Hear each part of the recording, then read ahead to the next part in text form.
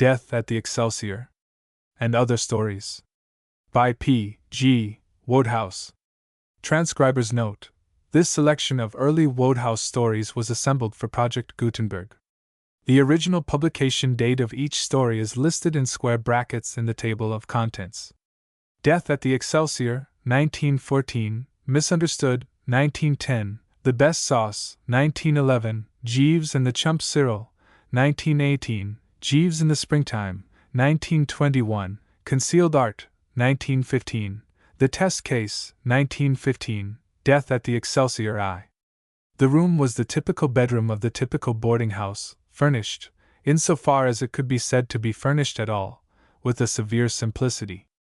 It contained 2 beds, a pine chest of drawers, a strip of faded carpet, and a wash basin. But there was that on the floor which set this room apart from 1,000 rooms of the same kind. Flat on his back, with his hands tightly clenched and one leg twisted oddly under him and with his teeth gleaming through his gray beard in a horrible grin, Captain John Gunner stared up at the ceiling with eyes that saw nothing. Until a moment before, he had had the little room all to himself. But now 2 people were standing just inside the door, looking down at him. One was a large policeman, who twisted his helmet nervously in his hands. The other was a tall, gaunt old woman in a rusty black dress, who gazed with pale eyes at the dead man. Her face was quite expressionless. The woman was Mrs. Pickett, owner of the Excelsior boarding house. The policeman's name was Grogan. He was a genial giant, a terror to the riotous element of the waterfront, but obviously ill at ease in the presence of death. He drew in his breath, wiped his forehead, and whispered, "Look at his eyes, ma'am." Mrs. Pickett had not spoken a word since she had brought the policeman into the room, and she did not do so now. Constable Grogan looked at her quickly. He was afraid of Mother Pickett, as was everybody else along the waterfront. Her silence, her pale eyes, and the quiet decisiveness of her personality cowed even the tough old salts who patronized the Excelsior. She was a formidable influence in that little community of sailormen. "That's just how I found him," said Mrs. Pickett. She did not speak loudly, but her voice made the policeman start. He wiped his forehead again. "It might have been apoplexy," he hazarded. Mrs. Pickett said nothing. There was a sound of footsteps outside, and a young man entered, carrying a black bag. "Good morning, Mrs. Pickett. I was told that, good Lord." The young doctor dropped to his knees beside the body and raised one of the arms. After a moment he lowered it gently to the floor, and shook his head in grim resignation. "He's been dead for hours," he announced. "When did you find him?" 20 minutes back," replied the old woman. "I guess he died last night. He never would be called in the morning. Said he liked to sleep on. Well, he's got his wish." "What did he die of, sir?" asked the policeman. "It's impossible to say without an examination," the doctor answered. "It looks like a stroke, but I'm pretty sure it isn't. It might be a coronary attack, but I happen to know his blood pressure was normal, and his heart sound. He called in to see me only a week ago, and I examined him thoroughly. But sometimes you can be deceived. The inquest will tell us." He eyed the body almost resentfully. "I can't understand it. The man had no right to drop dead like this. He was a tough old sailor who ought to have been good for another 20 years. If you want my honest opinion, though I can't possibly be certain until after the inquest, I should say he had been poisoned." "How would he be poisoned?" asked Mrs. Pickett quietly. "That's more than I can tell you. There's no glass about that he could have drunk it from. He might have got it in capsule form. But why should he have done it? He was always a pretty cheerful sort of old man, wasn't he?" "Yes, sir," said the constable. "He had the name of being a joker in these parts. Kind of sarcastic, they tell me, though he never tried it on me. He must have died quite early last night," said the doctor. He turned to Mrs. Pickett. "What's become of Captain Muller? If he shares this room, he ought to be able to tell us something about it." "Captain Muller spent the night with some friends at Portsmouth," said Mrs. Pickett. "He left right after supper, and hasn't returned." The doctor stared thoughtfully about the room, frowning. I don't like it. I can't understand it. If this had happened in India, I should have said the man had died from some form of snakebite. I was out there 2 years, and I've seen 100 cases of it. The poor devils all looked just like this. But the thing's ridiculous. How could a man be bitten by a snake in a Southampton waterfront boarding house? Was the door locked when you found him, Mrs. Pickett? Mrs. Pickett nodded. I opened it with my own key. I had been calling to him and he didn't answer, so I guess something was wrong. The constable spoke. You ain't touched anything, ma'am? They're always very particular about that. If the doctor's right, and there's been anything up, that's the first thing they'll ask. Everything's just as I found it. What's that on the floor beside him? The doctor asked. Only his harmonica. He liked to play it of an evening in his room. I've had some complaints about it from some of the gentlemen, but I never saw any harm, so long as he didn't play it too late. Seems as if he was playing it when it happened, Constable Grogan said. That don't look much like suicide, sir. I didn't say it was suicide. Grogan whistled. You don't think? I'm not thinking anything, until after the inquest. All I say is that it's queer. Another aspect of the matter seemed to strike the policeman. I guess this ain't going to do the Excelsior any good, ma'am, he said sympathetically. Mrs. Pickett shrugged her shoulders.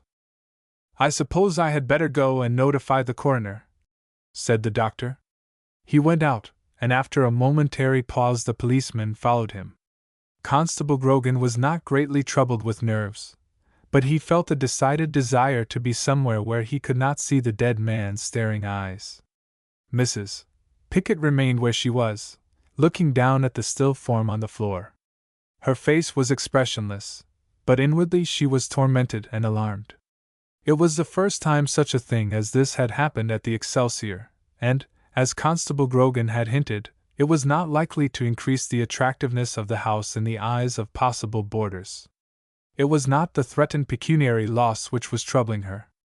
As far as money was concerned, she could have lived comfortably on her savings, for she was richer than most of her friends supposed. It was the blot on the escutcheon of the Excelsior, the stain on its reputation, which was tormenting her. The Excelsior was her life. Starting many years before, beyond the memory of the oldest boarder, she had built up the model establishment, the fame of which had been carried to every corner of the world. Men spoke of it as a place where you were fed well, cleanly housed, and where petty robbery was unknown. Such was the chorus of praise that it is not likely that much harm could come to the Excelsior from a single mysterious death, but Mother Pickett was not consoling herself with such reflections. She looked at the dead man with pale, grim eyes. Out in the hallway the doctor's voice further increased her despair. He was talking to the police on the telephone, and she could distinctly hear his every word. 2. The offices of Mr. Paul Snyder's detective agency in New Oxford Street had grown in the course of a dozen years from a single room to an impressive suite bright with polished wood, clicking typewriters, and other evidences of success. Where once Mr. Snyder had sat and waited for clients and attended to them himself, he now sat in his private office and directed 8 assistants. He had just accepted a case that might be nothing at all or something exceedingly big. It was on the latter possibility that he had gambled. The fee offered was, judged by his present standards of prosperity, small. But the bizarre facts, coupled with something in the personality of the client, had won him over. He briskly touched the bell and requested that Mr. Oakes should be sent in to him. Elliot Oakes was a young man who both amused and interested Mr. Snyder, for though he had only recently joined the staff, he made no secret of his intention of revolutionizing the methods of the agency. Mr. Snyder himself, in common with most of his assistants, relied for results on hard work and plenty of common sense. He had never been a detective of the showy type. Results had justified his methods, but he was perfectly aware that young Mr. Oakes looked on him as a dull old man who had been miraculously favored by luck. Mr. Snyder had selected Oakes for the case in hand principally because it was one where inexperience could do no harm, and where the brilliant guesswork which Oakes preferred to call his inductive reasoning might achieve an unexpected success. Another motive actuated Mr. Snyder in his choice. He had a strong suspicion that the conduct of this case was going to have the beneficial result of lowering Oak's self-esteem. If failure achieved this end, Mr. Snyder felt that failure, though it would not help the agency, would not be an unmixed ill. The door opened and Oakes entered tensely. He did everything tensely, partly from a natural nervous energy, and partly as a pose. He was a lean young man, with dark eyes and a thin-lipped mouth, and he looked quite as much like a typical detective as Mr. Snyder looked like a comfortable and prosperous stockbroker. "Sit down, Oakes," said Mr. Snyder. "I've got a job for you."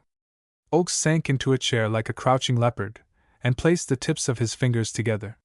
He nodded curtly. It was part of his pose to be keen and silent. "I want you to go to this address." Mr. Snyder handed him an envelope. "And look around. The address on that envelope is of a sailor's boarding house down in Southampton. You know the sort of place, retired sea captains and so on live there. All most respectable. In all its history nothing more sensational has ever happened than a case of suspected cheating at Halfpenny Nap. Well, a man had died there." "Murdered?" Oakes asked. "I don't know. That's for you to find out. The coroner left it open. Death by misadventure was the verdict, and I don't blame him. I don't see how it could have been murder. The door was locked on the inside, so nobody could have got in. The window? The window was open, granted. But the room is on the second floor. Anyway, you may dismiss the window. I remember the old lady saying there was a bar across it, and that nobody could have squeezed through." Oak's eyes glistened. He was interested. "What was the cause of death?" he asked. Mr. Snyder coughed. "Snake bite," he said. Oak's careful calm deserted him. He uttered a cry of astonishment. "Why, that's incredible! It's the literal truth. The medical examination proved that the fellow had been killed by snake poison, cobra, to be exact, which is found principally in India." "Cobra?" "Just so. In a Southampton boarding house, in a room with a locked door, this man was stung by a cobra. To add a little mystification to the limpid simplicity of the affair, when the door was open there was no sign of any cobra. It couldn't have got out through the door, because the door was locked. It couldn't have got out of the window, because the window was too high up, and snakes can't jump. And it couldn't have gotten up the chimney, because there was no chimney. So there you have it." He looked at Oakes with a certain quiet satisfaction. It had come to his ears that Oakes had been heard to complain of the infantile nature and unworthiness of the last two cases to which he had been assigned. He had even said that he hoped some day to be given a problem which should be beyond the reasoning powers of a child of 6. It seemed to Mr. Snyder that Oakes was about to get his wish. "I should like further details," said Oakes, a little breathlessly. "You had better apply to Mrs. Pickett, who owns the boarding house," Mr. Snyder said. "It was she who put the case in my hands. She is convinced that it is murder. But if we exclude ghosts, I don't see how any third party could have taken a hand in the thing at all. However, she wanted a man from this agency, and was prepared to pay for him, so I promised her I would send one. It is not our policy to turn business away." He smiled wryly. "In pursuance of that policy I want you to go and put up at Mrs. Pickett's boarding house and do your best to enhance the reputation of our agency. I would suggest that you pose as a ship's chandler or something of that sort. You will have to be something maritime or they'll be suspicious of you. And if your visit produces no other results, it will, at least, enable you to make the acquaintance of a very remarkable woman. I commend Mrs. Pickett to your notice. By the way, she says she will help you in your investigations." Oakes laughed shortly. The idea amused him. "It's a mistake to scoff at amateur assistants, my boy," said Mr. Snyder in the benevolently paternal manner which had made a score of criminals refuse to believe him a detective until the moment when the handcuffs snapped on their wrists. "Crime investigation isn't an exact science. Success or failure depends in a large measure on applied common sense and the possession of a great deal of special information. Mrs. Pickett knows certain things which neither you nor I know, And it's just possible that she may have some stray piece of information which will provide the key to the entire mystery. Oakes laughed again. It is very kind of Mrs. Pickett, he said, but I prefer to trust to my own methods.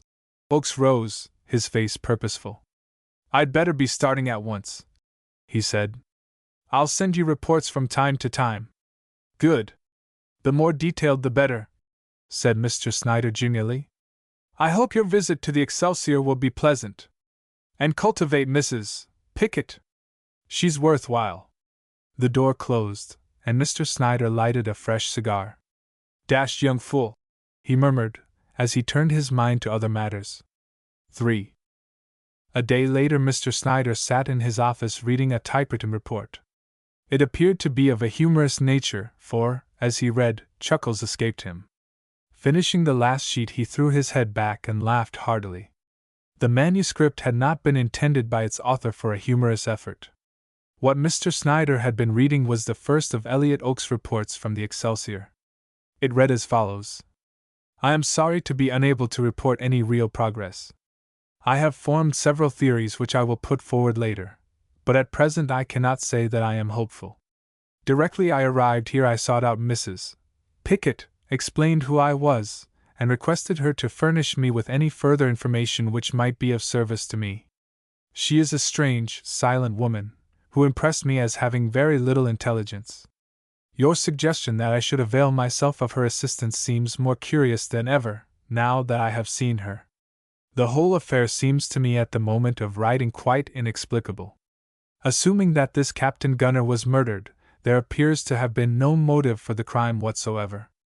I have made careful inquiries about him, and find that he was a man of 55, had spent nearly 40 years of his life at sea, the last dozen in command of his own ship, was of a somewhat overbearing disposition, though with a fund of rough humor, had traveled all over the world, and had been an inmate of the Excelsior for about 10 months. He had a small annuity, and no other money at all, which disposes of money as the motive for the crime. In my character of James Burton, a retired ship's chandler, I have mixed with the other boarders, and have heard all they have to say about the affair. I gather that the deceased was by no means popular. He appears to have had a bitter tongue, and I have not met one man who seems to regret his death. On the other hand, I have heard nothing which would suggest that he had any active and violent enemies. He was simply the unpopular boarder. There is always one in every boarding house, but nothing more. I have seen a good deal of the man who shared his room, another sea captain, named Muller. He is a big, silent person, and it is not easy to get him to talk. As regards the death of Captain Gunner, he can tell me nothing. It seems that on the night of the tragedy he was away at Portsmouth with some friends. All I have got from him is some information as to Captain Gunner's habits, which leads nowhere. The dead man seldom drank, except at night when he would take some whiskey. His head was not strong, and a little of the spirit was enough to make him semi-intoxicated, when he would be hilarious and often insulting. I gather that Muller found him a difficult roommate, but he is one of those placid persons who can put up with anything. He and Gunner were in the habit of playing draughts together every night in their room, and Gunner had a harmonica which he played frequently. Apparently, he was playing it very soon before he died, which is significant, as seeming to dispose of the idea of suicide. As I say, I have one or two theories, but they are in a very nebulous state. The most plausible is that on one of his visits to India, I have ascertained that he made several voyages there. Captain Gunner may in some way have fallen foul of the natives. The fact that he certainly died of the poison of an Indian snake supports this theory. I am making inquiries as to the movements of several Indian sailors who were here in their ships at the time of the tragedy. I have another theory. Does Mrs. Pickett know more about this affair than she appears to? I may be wrong in my estimate of her mental qualities. Her apparent stupidity may be cunning. But here again, the absence of motive brings me up against a dead wall. I must confess that at present I do not see my way clearly. However, I will write again shortly. Mr. Snyder derived the utmost enjoyment from the report. He liked the substance of it, and above all, he was tickled by the bitter tone of frustration which characterized it. Oakes was baffled, and his knowledge of Oakes told him that the sensation of being baffled was gall and wormwood to that high-spirited young man. Whatever might be the result of this investigation, it would teach him the virtue of patience.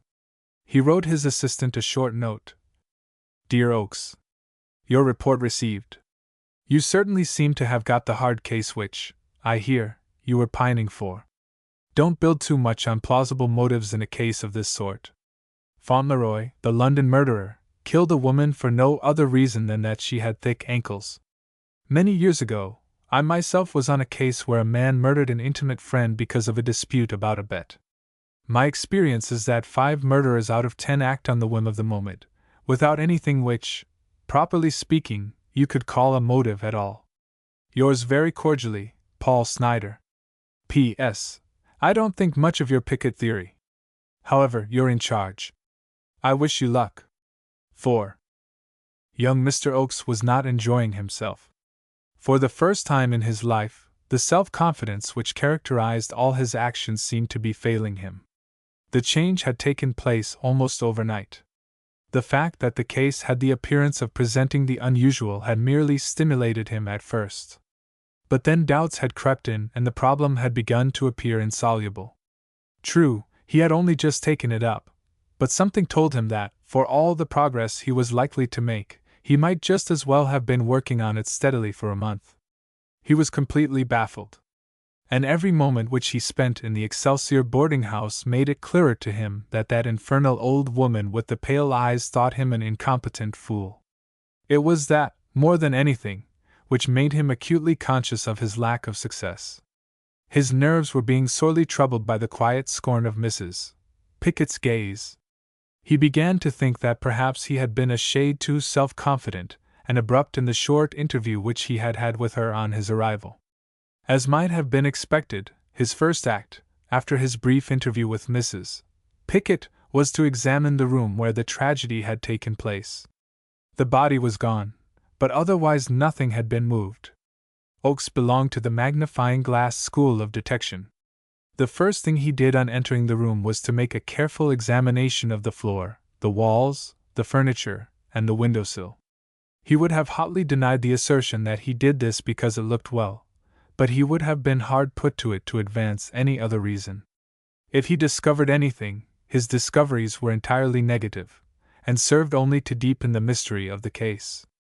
As Mr. Snyder had said, there was no chimney, and nobody could have entered through the locked door. There remained the window. It was small, and apprehensiveness, perhaps, of the possibility of burglars, had caused the proprietress to make it doubly secure with an iron bar. No human being could have squeezed his way through it. It was late that night that he wrote and dispatched to headquarters the report which had amused Mr. Snyder. 2 days later Mr. Snyder sat at his desk, staring with wide, unbelieving eyes at a telegram he had just received. It read as follows: Have solved gunner mystery. Returning. Oakes. Mr. Snyder narrowed his eyes and rang the bell. Send Mr. Oakes to me directly he arrives, he said. He was pained to find that his chief emotion was one of bitter annoyance.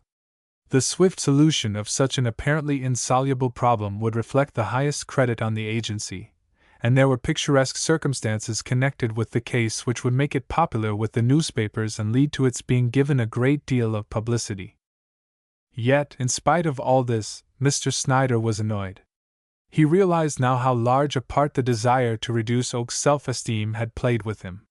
He further realized, looking at the thing honestly, that he had been firmly convinced that the young man would not come within a mile of a reasonable solution of the mystery. He had desired only that his failure would prove a valuable educational experience for him. For he believed that failure at this particular point in his career would make Oakes a more valuable asset to the agency. But now here Oakes was, within a ridiculously short space of time, returning to the fold, not humble and defeated, but triumphant. Mr. Snyder looked forward with apprehension to the young man's probable demeanor under the intoxicating influence of victory. His apprehensions were well grounded. He had barely finished the third of the series of cigars, which, like milestones, marked the progress of his afternoon, when the door opened and young Oakes entered. Mr. Snyder could not repress a faint moan at the sight of him. One glance was enough to tell him that his worst fears were realized. "I got your telegram," said Mr. Snyder. Oakes nodded. "It surprised you, eh?" he asked. Mr. Snyder resented the patronizing tone of the question, but he had resigned himself to be patronized, and keep his anger in check. "Yes," he replied. "I must say it did surprise me. I didn't gather from your report that you had even found a clue. Was it the Indian theory that turned the trick?" Oakes laughed tolerantly. "Oh, I never really believed that preposterous theory for one moment. I just put it in to round out my report. I hadn't begun to think about the case then, not really think." Mr. Snyder, nearly exploding with wrath, extended his cigar case. "Light up, and tell me all about it," he said, controlling his anger. "Well, I won't say I haven't earned this," said Oakes, puffing away. He let the ash of his cigar fall delicately to the floor, another action which seemed significant to his employer. As a rule, his assistants, unless particularly pleased with themselves, used the ashtray. "My first act on arriving," Oakes said, "was to have a talk with Mrs. Pickett. A very dull old woman. Curious. She struck me as rather intelligent. Not on your life. She gave me no assistance whatever. I then examined the room where the death had taken place. It was exactly as you described it. There was no chimney, the door had been locked on the inside, and the one window was very high up. At first sight, it looked extremely unpromising. Then I had a chat with some of the other boarders. They had nothing of any importance to contribute. Most of them simply gibbered. I then gave up trying to get help from the outside, and resolved to rely on my own intelligence." He smiled triumphantly. "It is a theory of mine, Mr. Snyder, which I have found valuable that, in 9 cases out of 10, remarkable things don't happen." "I don't quite follow you there," Mr. Snyder interrupted. "I will put it another way, if you like. What I mean is that the simplest explanation is nearly always the right one. Consider this case. It seemed impossible that there should have been any reasonable explanation of the man's death. Most men would have worn themselves out guessing at wild theories. If I had started to do that, I should have been guessing now. As it is, here I am. I trusted to my belief that nothing remarkable ever happens, and I won out." Mr. Snyder sighed softly. Oakes was entitled to a certain amount of gloating, but there could be no doubt that his way of telling a story was downright infuriating. "I believe in the logical sequence of events. I refuse to accept effects unless they are preceded by causes. In other words, with all due respect to your possibly contrary opinions, Mr. Snyder, I simply decline to believe in a murder unless there was a motive for it. The first thing I set myself to ascertain was, what was the motive for the murder of Captain Gunner? And, after thinking it over and making every possible inquiry, I decided that there was no motive. Therefore, there was no murder." Mr. Snyder's mouth opened, and he obviously was about to protest. But he appeared to think better of it, and Oakes proceeded. "I then tested the suicide theory. What motive was there for suicide? There was no motive. Therefore, there was no suicide." This time Mr. Snyder spoke. "You haven't been spending the last few days in the wrong house by any chance, have you? You will be telling me next that there wasn't any dead man." Oakes smiled. "Not at all. Captain John Gunner was dead, all right. As the medical evidence proved, he died of the bite of a cobra. It was a small cobra which came from Java." Mr. Snyder stared at him. "How do you know?" "I do know, beyond any possibility of doubt." "Did you see the snake?" Oakes shook his head. "Then, how in heaven's name? I have enough evidence to make a jury convict Mr. Snake without leaving the box. Then suppose you tell me this. How did your cobra from Java get out of the room?" "By the window," replied Oakes, impassively. "How can you possibly explain that? You say yourself that the window was high up. Nevertheless, it got out by the window. The logical sequence of events is proof enough that it was in the room. It killed Captain Gunner there, and left traces of its presence outside. Therefore, as the window was the only exit, it must have escaped by that route. It may have climbed or it may have jumped, but somehow it got out of that window, What do you mean? It left traces of its presence outside. It killed a dog in the backyard behind the house, Oakes said. The window of Captain Gunner's room projects out over it. It is full of boxes and litter, and there are a few stunted shrubs scattered about. In fact, there is enough cover to hide any small object like the body of a dog. That's why it was not discovered at first. The maid at the Excelsior came on it the morning after I sent you my report, while she was emptying a box of ashes in the yard. It was just an ordinary stray dog without collar or license. The analyst examined the body, and found that the dog had died of the bite of a cobra. But you didn't find the snake? No, we cleaned out that yard till you could have eaten your breakfast there, but the snake had gone. It must have escaped through the door of the yard, which was standing ajar. That was a couple of days ago, and there has been no further tragedy. In all likelihood it is dead. The nights are pretty cold now, and it would probably have died of exposure. But I just don't understand how a cobra got to Southampton, said the amazed Mr. Snyder. Can't you guess it? I told you it came from Java. How did you know it did? Captain Muller told me.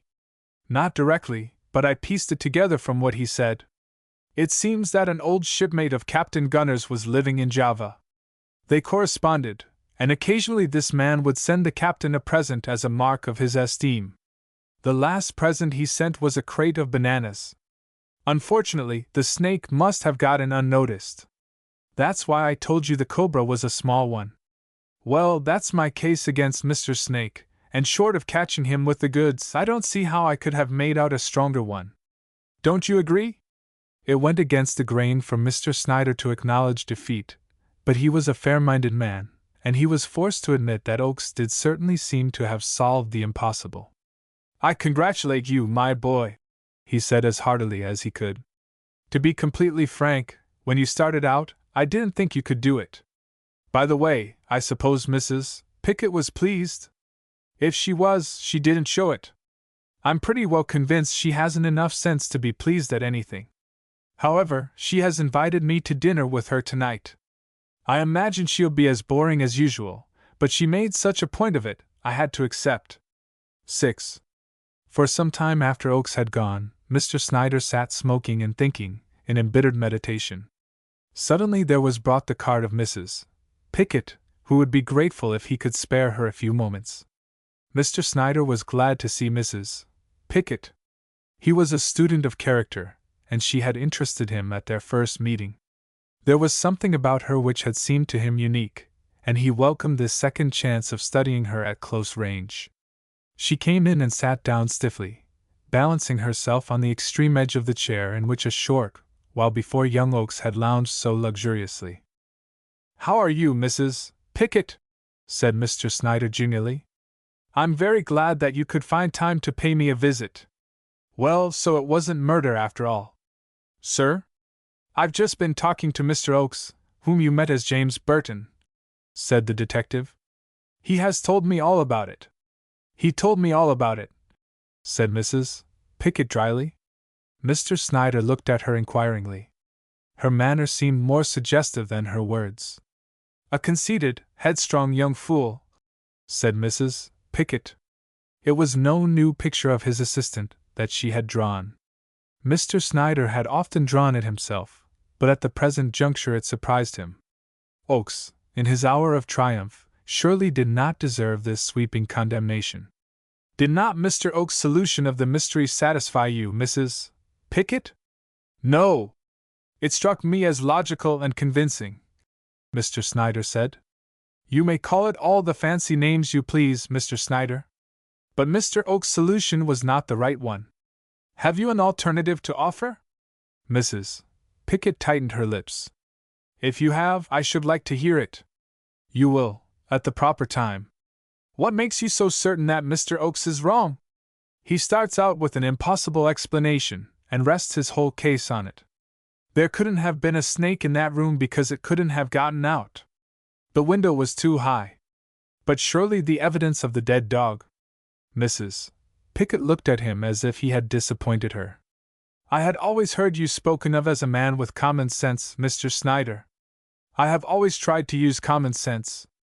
Then why are you trying now to make yourself believe that something happened which could not possibly have happened just because it fits in with something which isn't easy to explain?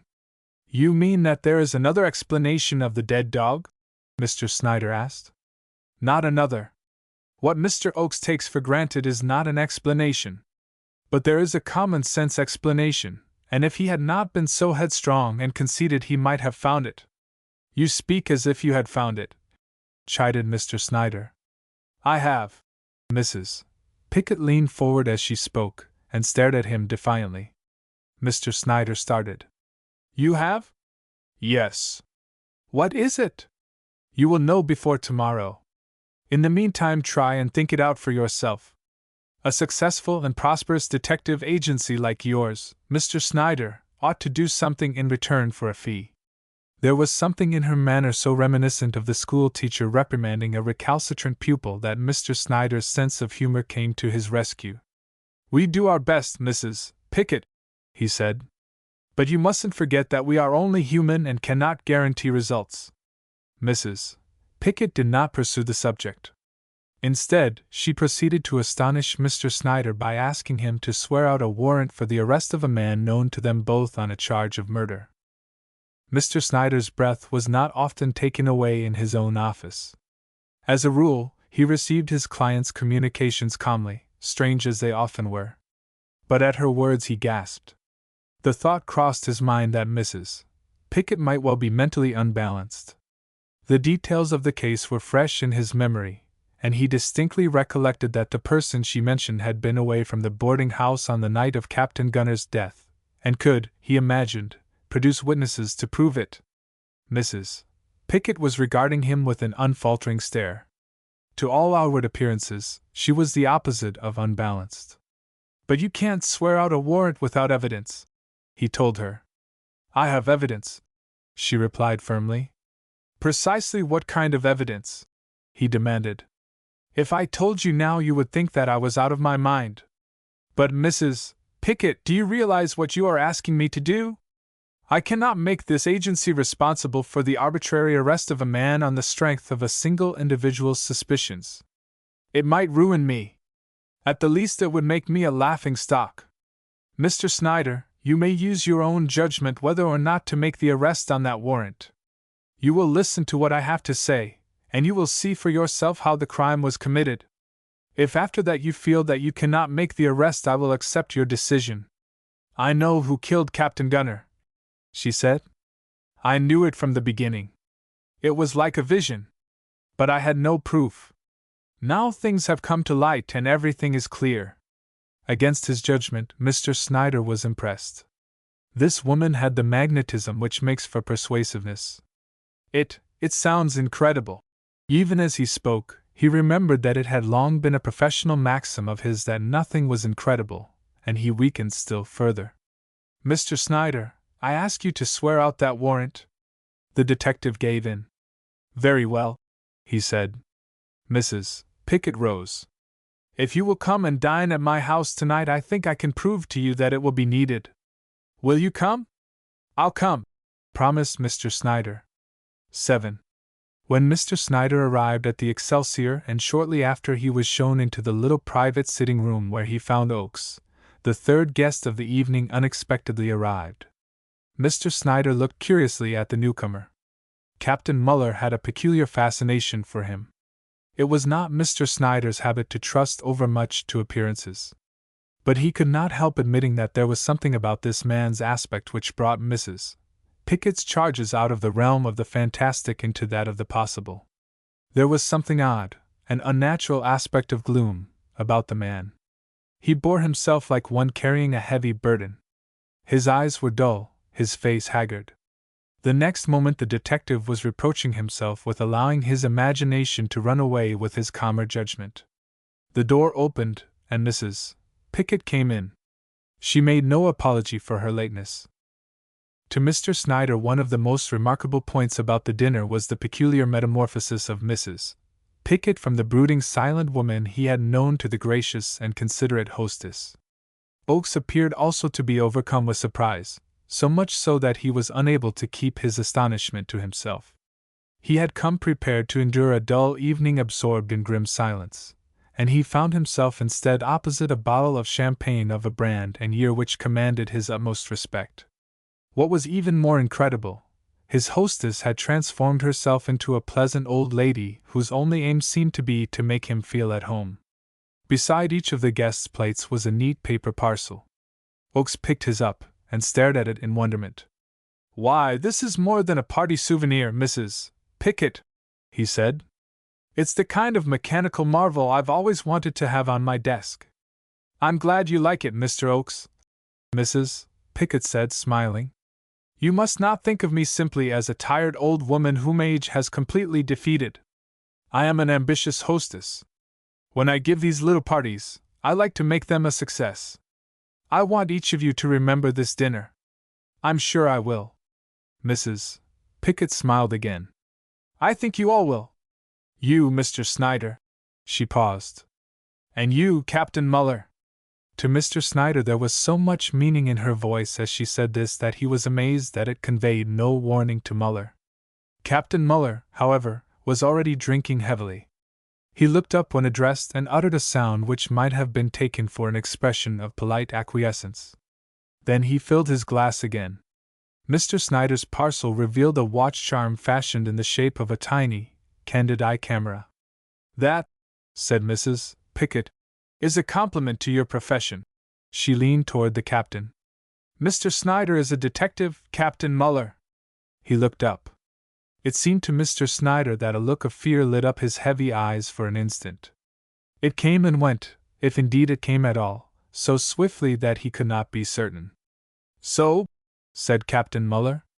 He spoke quite evenly, with just the amount of interest which such an announcement would naturally produce. "Now for yours, Captain," said Oakes. "I guess it's something special. It's twice the size of mine, anyway." It may have been something in the old woman's expression as she watched Captain Muller slowly tearing the paper that sent a thrill of excitement through Mr. Snyder. Something seemed to warn him of the approach of a psychological moment. He bent forward eagerly. There was a strangled gasp, a thump, and onto the table from the captain's hands there fell a little harmonica. There was no mistaking the look on Muller's face now. His cheeks were like wax, and his eyes, so dull till then, blazed with a panic and horror which he could not repress. The glasses on the table rocked as he clutched at the cloth. Mrs. Pickett spoke. "Why, Captain Muller, has it upset you?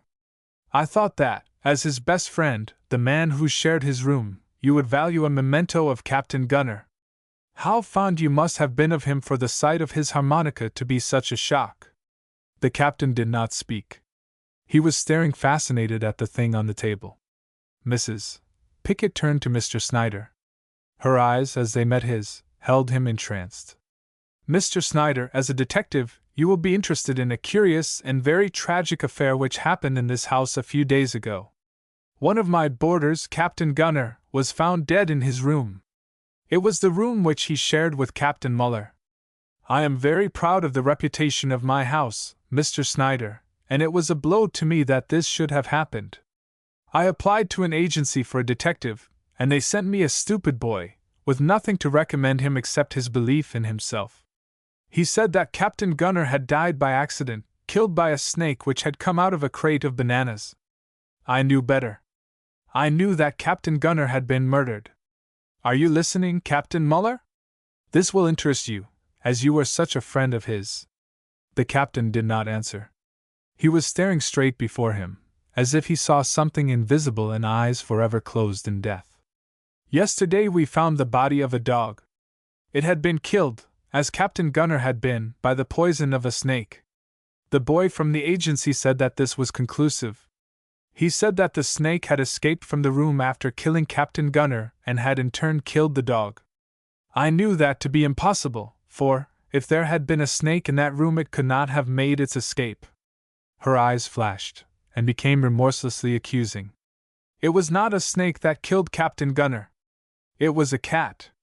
Captain Gunner had a friend who hated him. One day, in opening a crate of bananas, this friend found a snake. He killed it, and extracted the poison. He knew Captain Gunner's habits. He knew that he played a harmonica. This man also had a cat. He knew that cats hated the sound of a harmonica. He had often seen this particular cat fly at Captain Gunner and scratch him when he played. He took the cat and covered its claws with the poison. And then he left it in the room with Captain Gunner. He knew what would happen. Oakes and Mr. Snyder were on their feet. Captain Muller had not moved. He sat there, his fingers gripping the cloth. Mrs. Pickett rose and went to a closet. She unlocked the door. "Kitty!" she called. "Kitty! Kitty!" A black cat ran swiftly out into the room. With a clatter and a crash of crockery and a ringing of glass, the table heaved, rocked, and overturned as Muller staggered to his feet. He threw up his hands as if to ward something off. A choking cry came from his lips. "Got! Got!" Mrs. Pickett's voice rang through the room, cold and biting. "Captain Muller, you murdered Captain Gunner!" The captain shuddered. Then mechanically he replied, "Got! Yes, I killed him." "You heard Mr. Snyder," said Mrs. Pickett. "He has confessed before witnesses. Take him away." Muller allowed himself to be moved toward the door. His arm in Mr. Snyder's grip felt limp. Mrs. Pickett stopped and took something from the debris on the floor. She rose, holding the harmonica. "You are forgetting your souvenir, Captain Muller," she said. Misunderstood. The profession of Mr. James Spider Buffin was pocket-picking. His hobby was revenge. James had no objection to letting the sun go down on his wrath. Indeed, it was after dark that he corrected his numerous enemies most satisfactorily. It was on a dark night, while he was settling a small score against one Kelly, a mere acquaintance, that he first fell foul of Constable Keating, whose beat took him through the regions which James most frequented. James, having laid for Mr. Kelly, met him in a murky side street down Clerkenwell Way, and attended to his needs with a sandbag. It was here that Constable Keating first came prominently into his life. Just as James, with the satisfying feeling that his duty had been done, was preparing to depart, Officer Keating, who had been a distant spectator of the affair, charged up and seized him. It was intolerable that he should interfere in a purely private falling out between one gentleman and another, but there was nothing to be done. The policeman weighed close upon 14 stone, and could have eaten Mr. Buffin. The latter, inwardly seething, went quietly, and in due season was stowed away at the government's expense for the space of 60 days. Physically, there is no doubt that his detention did him good. The regular hours and the substitution of bread and water for his wonted diet improved his health 30%. It was mentally that he suffered. His was one of those just as good cheap substitute minds, incapable of harboring more than one idea at a time, and during those 60 days of quiet seclusion it was filled with an ever-growing resentment against Officer Keating. Every day, as he moved about his appointed tasks, he brooded on his wrongs. Every night was to him but the end of another day that kept him from settling down to the serious business of revenge. To be haled to prison for correcting a private enemy with a sandbag, that was what stung. In the privacy of his cell he dwelt unceasingly on the necessity for revenge. The thing began to take on to him the aspect almost of a holy mission, a sort of crusade. The days slipped by, bringing winter to Clerkenwell, and with it Mr. Buffin. He returned to his old haunts one Friday night, thin but in excellent condition. One of the first acquaintances he met was Officer Keating. The policeman, who had a good memory for faces, recognized him, and stopped. "So you're out, young feller?" he said genially. When not in the active discharge of his professional duties, the policeman was a kindly man. He bore Mr. Buffin no grudge. Said Mr. Buffin. "Feeling fine, eh? Going round to see some of the chaps and pass them the time of day, I shouldn't wonder? Well, you keep clear of that lot down in First Street, young feller. They're no good. And if you get mixed up with them, first thing you know, you'll be in trouble again. And you want to keep out of that now. If you never get into trouble," said the policeman sententiously, "you'll never have to get out of it." Said Mr. Buffin. If he had a fault as a conversationalist, it was a certain tendency to monotony, a certain lack of sparkle and variety in his small talk. Constable Keating, with a dignified but friendly wave of the hand, as one should say, "You have our leave to depart," went on his way, while Mr. Buffin, raging, shuffled off in the opposite direction, thinking as hard as his limited mental equipment would allow him. His thoughts, which were many and confused, finally composed themselves into some order. He arrived at a definite conclusion, which was that if the great settlement was to be carried through successfully, it must be done when the policeman was off duty. Till then he had pictured himself catching Officer Keating in an unguarded moment on his beat.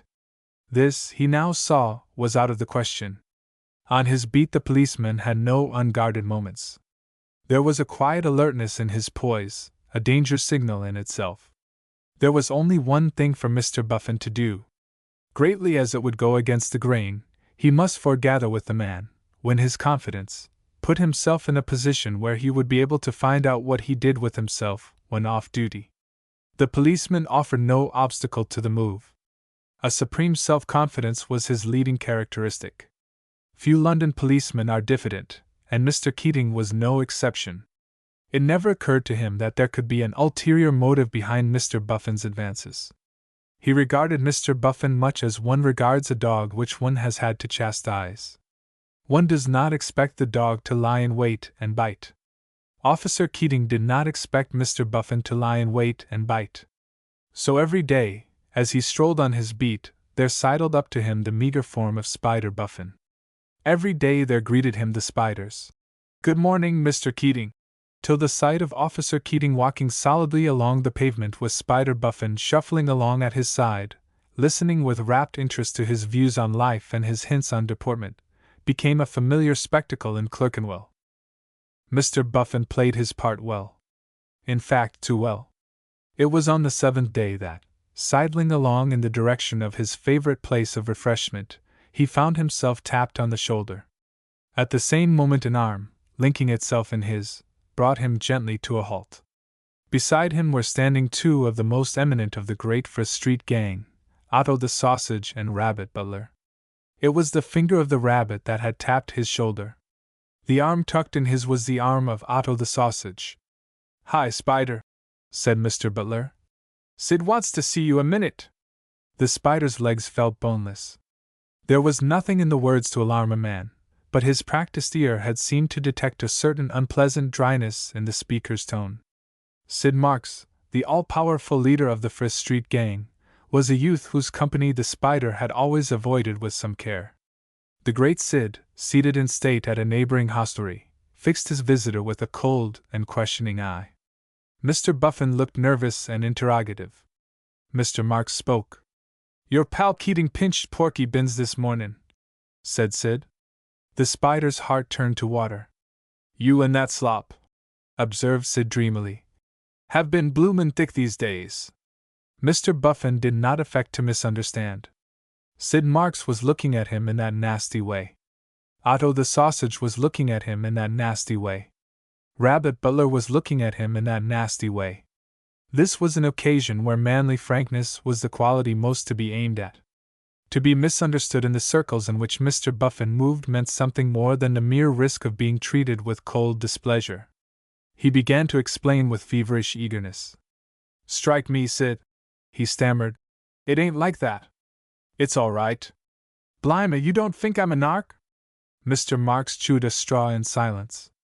"I'm layin' for him, Sid," babbled Mr. Buffin. "That's true. Strike me if it ain't.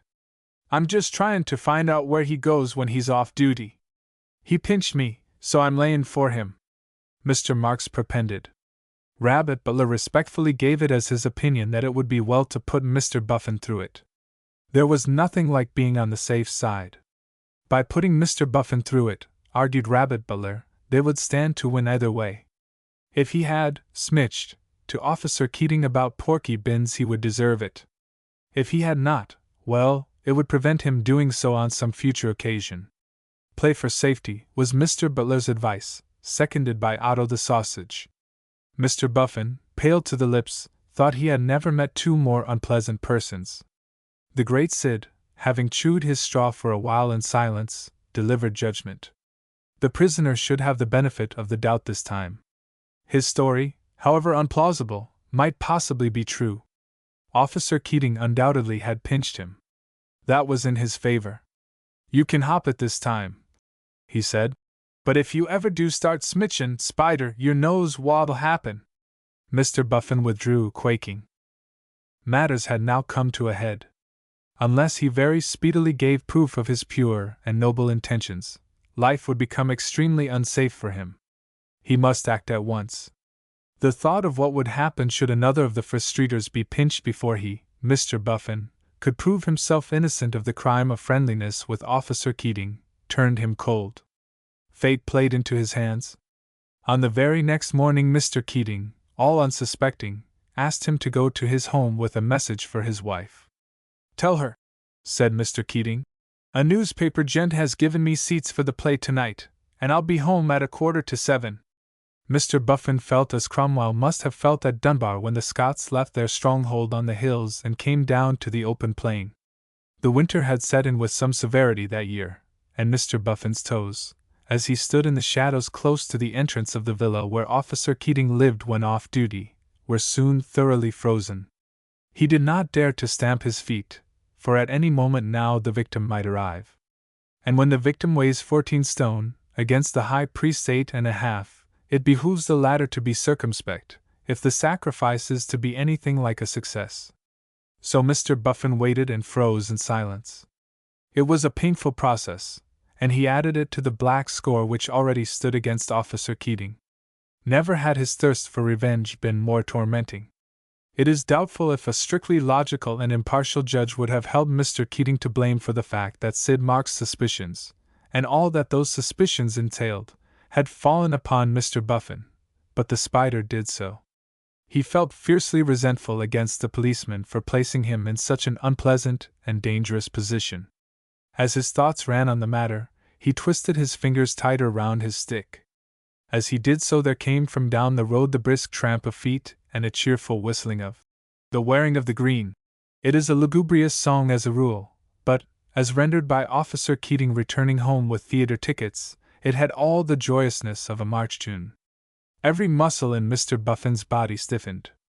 He gripped his stick and waited. The road was deserted.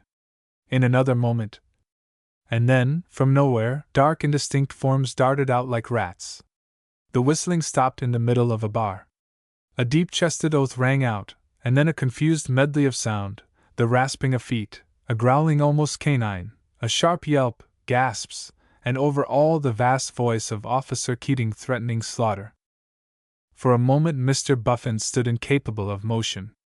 The thing had been so sudden, so unexpected. And then, as he realized what was happening, there swept over him in a wave a sense of intolerable injustice. It is not easy to describe his emotions, but they resembled most nearly those of an inventor whose patent has been infringed, or an author whose idea has been stolen. For weeks, and weeks that had seemed like years, he had marked down Officer Keating for his prey. For weeks he had tortured a mind all unused to thinking into providing him with schemes for accomplishing his end. He had outraged his nature by being civil to a policeman. He had risked his life by incurring the suspicions of Sid Marks. He had bought a stick. And he had waited in the cold till his face was blue and his feet blocks of ice. And now, after all this, a crowd of irresponsible strangers, with no rights in the man whatsoever probably, if the truth were known, filled with mere ignoble desire for his small change, had dared to rush in and jump his claim before his very eyes. With one passionate cry Mr. Buffin, forgetting his frozen feet, lifted his stick, and galloped down the road to protect his property. "That's the stuff," said a voice. "Pour some more into him, Jerry." Mr. Buffin opened his eyes. A familiar taste was in his mouth. Somebody of liberal ideas seemed to be pouring whiskey down his throat. Could this be heaven? He raised his head, and a sharp pain shot through it. And with the pain came recollection. He remembered now, dimly, as if it had all happened in another life, the mad rush down the road, the momentary pause in the conflict, and then its noisy renewal on a more impressive scale. He remembered striking out left and right with his stick. He remembered the cries of the wounded, the pain of his frozen feet, and finally the crash of something hard and heavy on his head. He sat up, and found himself the center of a little crowd. There was Officer Keating, disheveled but intact, 3 other policemen, one of whom was kneeling by his side with a small bottle in his hand, and in the grip of the 2 were standing 2 youths. One was Otto the Sausage, the other was Rabbit Butler. The kneeling policeman was proffering the bottle once more. Mr. Buffin snatched at it. He felt that it was just what at that moment he needed most. He did what he could. The magistrate asked for his evidence. He said he had none. He said he thought there must be some mistake. With a twisted smile in the direction of the prisoners, he said that he did not remember having seen either of them at the combat. He didn't believe they were there at all. He didn't believe they were capable of such a thing. If there was one man who was less likely to assault a policeman than Otto the Sausage, it was Rabbit Butler. The bench reminded him that both these innocents had actually been discovered in Officer Keating's grasp. Mr. Buffin smiled a harassed smile, and wiped a drop of perspiration from his brow. Officer Keating was enthusiastic. He described the affair from start to finish. But for Mr. Buffin he would have been killed. But for Mr. Buffin there would have been no prisoners in court that day. The world was full of men with more or less golden hearts, but there was only one Mr. Buffin. Might he shake hands with Mr. Buffin? The magistrate ruled that he might. More, he would shake hands with him himself. Summoning Mr. Buffin behind his desk, he proceeded to do so. If there were more men like Mr. Buffin, London would be a better place. It was the occasional discovery in our midst of ethereal natures like that of Mr. Buffin which made one so confident for the future of the race. The Paragon shuffled out. It was bright and sunny in the street, but in Mr. Buffin's heart there was no sunlight. He was not a quick thinker, but he had come quite swiftly to the conclusion that London was no longer the place for him. Sid Marks had been in court chewing a straw and listening with grave attention to the evidence, and for one moment Mr. Buffin had happened to catch his eye. No medical testimony as to the unhealthiness of London could have moved him more. Once round the corner he ran. It hurt his head to run, but there were things behind him that could hurt his head more than running. At the entrance to the Tube he stopped. To leave the locality he must have money. He felt in his pockets. Slowly, one by one, he pulled forth his little valuables. His knife, his revolver, the magistrate's gold watch. He inspected them sadly. They must all go. He went into a pawnbroker's shop at the corner of the street. A few moments later, with money in his pockets, he dived into the Tube. The best sauce. Eve Hendry sat up in bed. For 2 hours she had been trying to get to sleep, but without success. Never in her life had she felt more wakeful. There were 2 reasons for this. Her mind was disturbed, and she was very hungry. Neither sensation was novel to her. Since first she had become paid companion to Mrs. Rastall Retford there had hardly been a moment when she had not been hungry. Some time before Mrs. Rastall Retford's doctor had recommended to that lady a Spartan diet, and in this Eve, as companion, had unwillingly to share. It was not pleasant for either of them, but at least Mrs. Rastall Retford had the knowledge that she had earned it by years of honest self-indulgence. Eve had not that consolation. Meagre fare, moreover, had the effect of accentuating Mrs. Rastall Retford's always rather pronounced irritability. She was a massive lady, with a prominent forehead, some half-dozen chins, and a manner towards those in her employment which would have been resented in a second mate by the crew of a Western Ocean tramp. Even at her best she was no ray of sunshine about the house. And since the beginning of the self-denying ordinance she had been at her worst. But it was not depression induced by her employer that was disturbing Eve. That was a permanent evil. What was agitating her so extremely tonight was the unexpected arrival of Peter Raynor. It was Eve's practice to tell herself several times a day that she had no sentiment for Peter Raynor but dislike.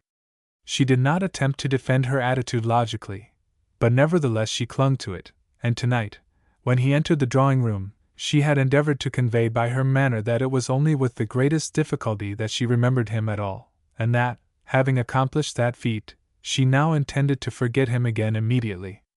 and he had grinned a cheerful, affectionate grin, and beamed on her without a break till bedtime.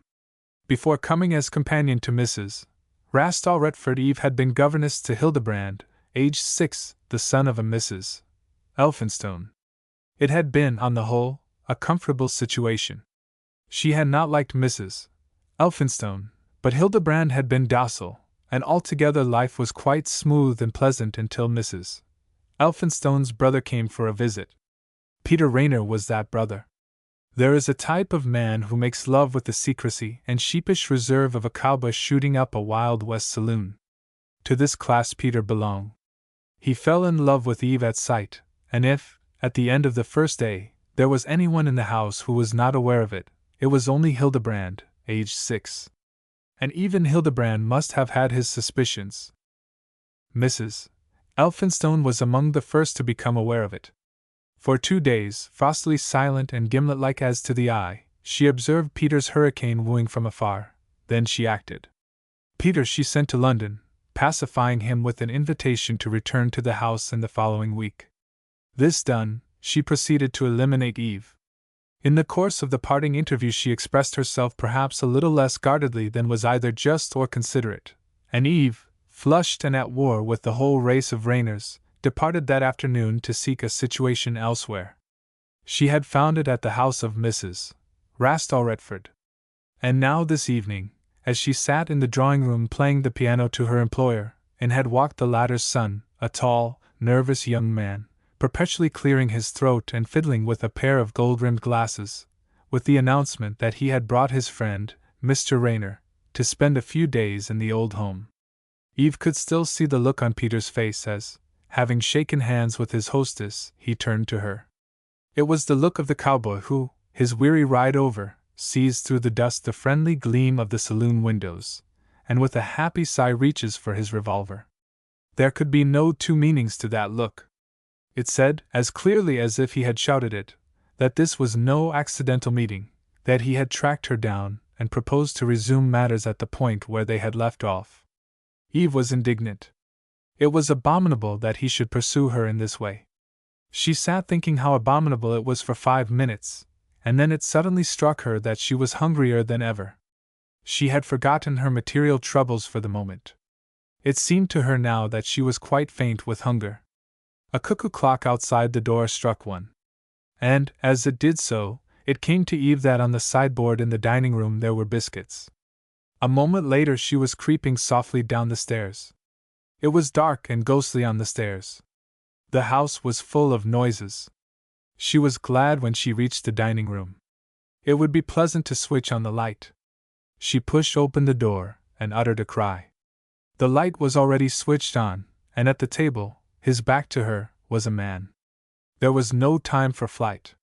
He must have heard the door open. In another moment he would turn and spring. She spoke tremulously. Don't move. I'm pointing a pistol at you." The man did not move. "Foolish child," he said indulgently. "Suppose it went off?" She uttered an exclamation of surprise. "You! What are you doing here, Mr. Raynor?" She moved into the room, and her relief changed swiftly into indignation. On the table were half a chicken, a loaf, some cold potatoes, and a bottle of beer. "I'm eating, thank goodness," said Peter, helping himself to a cold potato. "I had begun to think I never should again. Eating! Eating! I know a man of sensibility and refinement ought to shrink from raiding his hostess's larder in the small hours, but hunger's death to the finer feelings.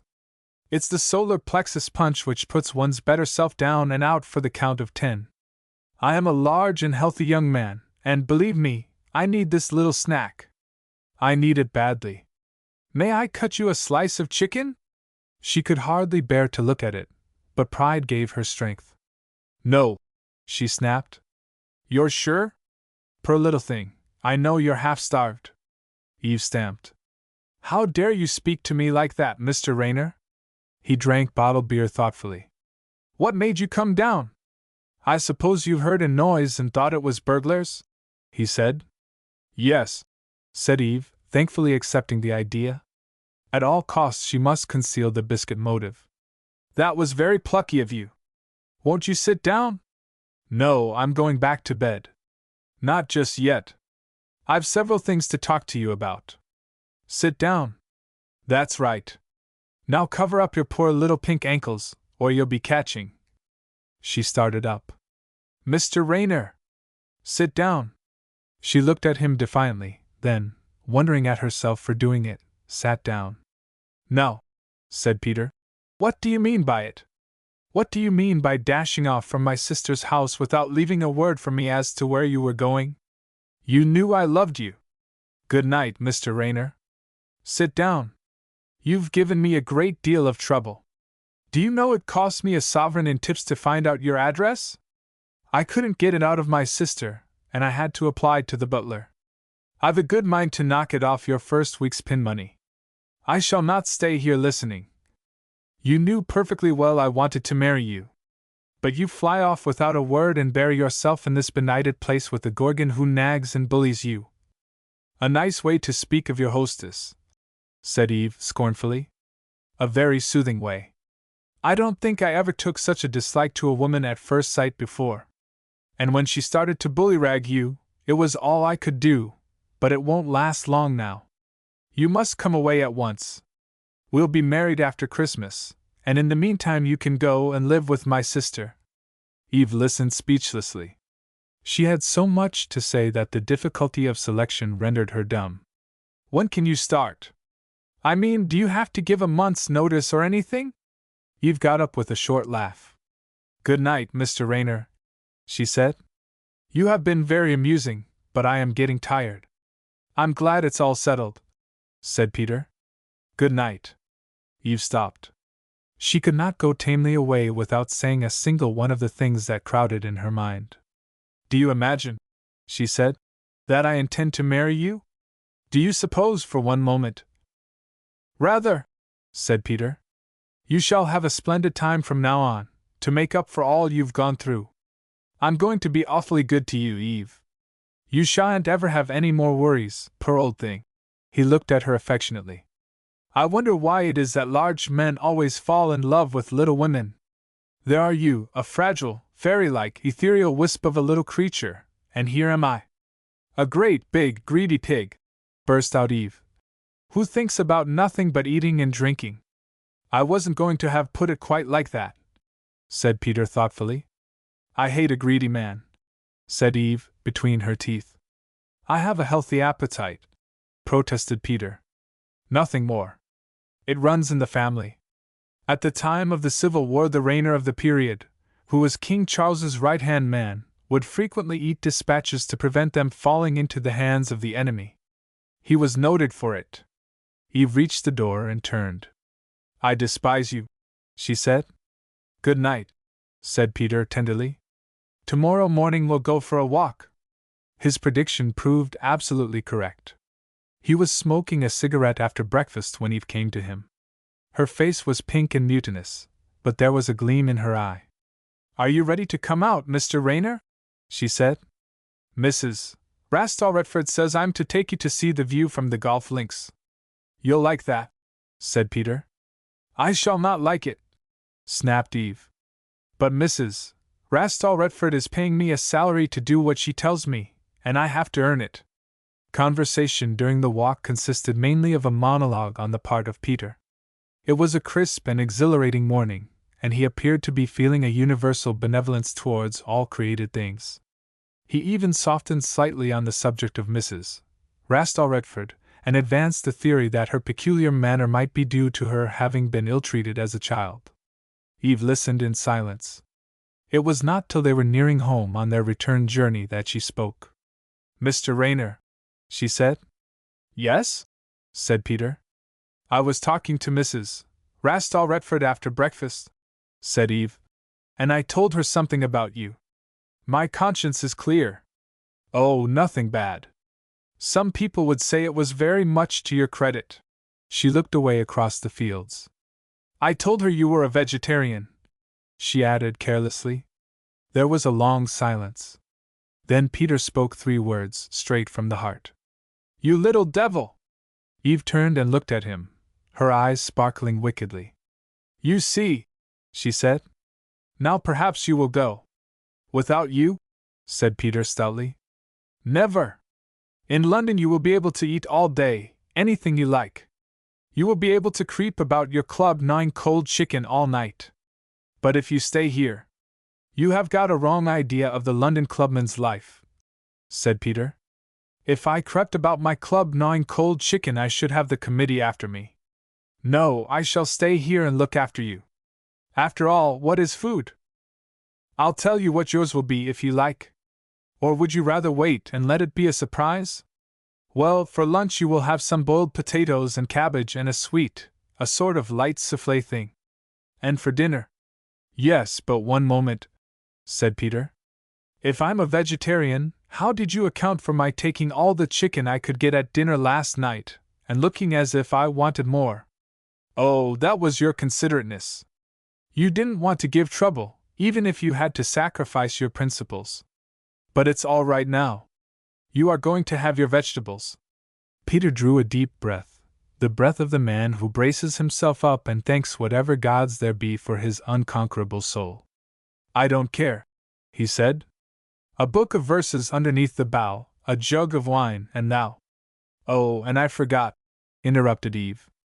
I told her you were a teetotaler as well. There was another silence, longer than the first. The best train, said Eve at last, is the 10:50. He looked at her inquiringly. The best train? For London. What makes you think that I am interested in trains to London? Eve bit her lip. Mr. Rayner, she said after a pause, do you remember at lunch one day at Mrs. Elphinstone's refusing parsnips? You said that, so far as you were concerned, parsnips were first by a mile, and that prussic acid and strychnine also ran. Well? Said Peter. Oh, nothing, said Eve. Only I made a stupid mistake. I told the cook you were devoted to parsnips. I'm sorry. Peter looked at her gravely. I'm putting up with a lot for your sake, he said. You needn't. Why don't you go away? And leave you chained to the rock, Andromeda? Not for Perseus. I've only been here one night, but I've seen enough to know that I've got to take you away from this place. Honestly, it's killing you. I was watching you last night. You're scared if that infernal old woman starts to open her mouth. She's crushing the life out of you. I'm going to stay on here till you say you'll marry me, or till they throw me out. There are parsnips for dinner tonight, said Eve softly. I shall get to like them. They are an acquired taste, I expect. Perhaps I am too. Perhaps I am the human parsnip, and you will have to learn to love me. You are the human burr, said Eve shortly. I shouldn't have thought it possible for a man to behave as you are doing. In spite of herself, there were moments during the next few days when Eve felt twinges of remorse. It was only by telling herself that he had no right to have followed her to this house, and that he was at perfect liberty to leave whenever he wished, that she could harden her heart again. And even this reflection was not entirely satisfactory, for it made her feel how fond he must be of her to endure these evils for her sake. And there was no doubt about their being evils. It was a dreary house in which to spend winter days. There were no books that one could possibly read. The nearest railway station was 5 miles away. There was not even a dog to talk to. Generally it rained. Though Eve saw little of Peter, except at meals and in the drawing-room after dinner, for Mrs. Rastall Retford spent most of the day in her own sitting-room and required Eve to be at her side, she could picture his sufferings, and try as she would, she could not keep herself from softening a little. Her pride was weakening. Constant attendance on her employer was beginning to have a bad effect on her nerves. Association in a subordinate capacity with Mrs. Rastall Retford did not encourage a proud and spirited outlook on life. Her imagination had not exaggerated Peter's sufferings. Many people consider that Dante has spoken the last word on the post-mortem housing of the criminal classes. Peter, after the first week of his visit, could have given him a few new ideas. It is unpleasant to be half-starved. It is unpleasant to be cooped up in a country house in winter with nothing to do. It is unpleasant to have to sit at meals and listen to the only girl you have ever really loved being bully-ragged by an old lady with 6 chins. And all these unpleasantnesses were occurring to Peter simultaneously. It is highly creditable to him that the last should completely have outweighed the others. He was generally alone. Mr. Rastall Redford, who would have been better than nothing as a companion, was a man who enjoyed solitude. He was a confirmed vanisher. He would be present at one moment, the next he would have glided silently away. And, even on the rare occasions when he decided not to vanish, he seldom did much more than clear his throat nervously and juggle with his pince-nez. Peter, in his boyhood, had been thrilled once by a narrative of a man who got stuck in the Sargasso Sea. It seemed to him now that the monotony of the Sargasso Sea had been greatly exaggerated. Nemesis was certainly giving Peter his due. He had wormed his way into the Rastall Redford home circle by grossly deceitful means. The moment he heard that Eve had gone to live with Mrs. Rastall Redford, and had ascertained that the Rastall Redford with whom he had been at Cambridge and whom he still met occasionally at his club when he did not see him first, was this lady's son, he had set himself to court young Mr. Rastall Redford. He had cornered him at the club and begun to talk about the dear old varsity days, ignoring the embarrassment of the latter, whose only clear recollection of the dear old varsity days as linking Peter and himself was of a certain bump supper night, when sundry of the festive, led and inspired by Peter, had completely wrecked his rooms and shaved off half a growing mustache. He conveyed to young Mr. Rastall Redford the impression that, in the dear old varsity days, they had shared each other's joys and sorrows, and generally, had made Damon and Pythias look like a pair of cross-talk knockabouts at one of the rowdier music halls. Not to invite so old a friend to stay at his home, if he ever happened to be down that way, would, he hinted, be grossly churlish. Mr. Rastall Redford, impressed, issued the invitation. And now Peter was being punished for his deceit. Nemesis may not be an Alfred shrub, but give her time and she gets there.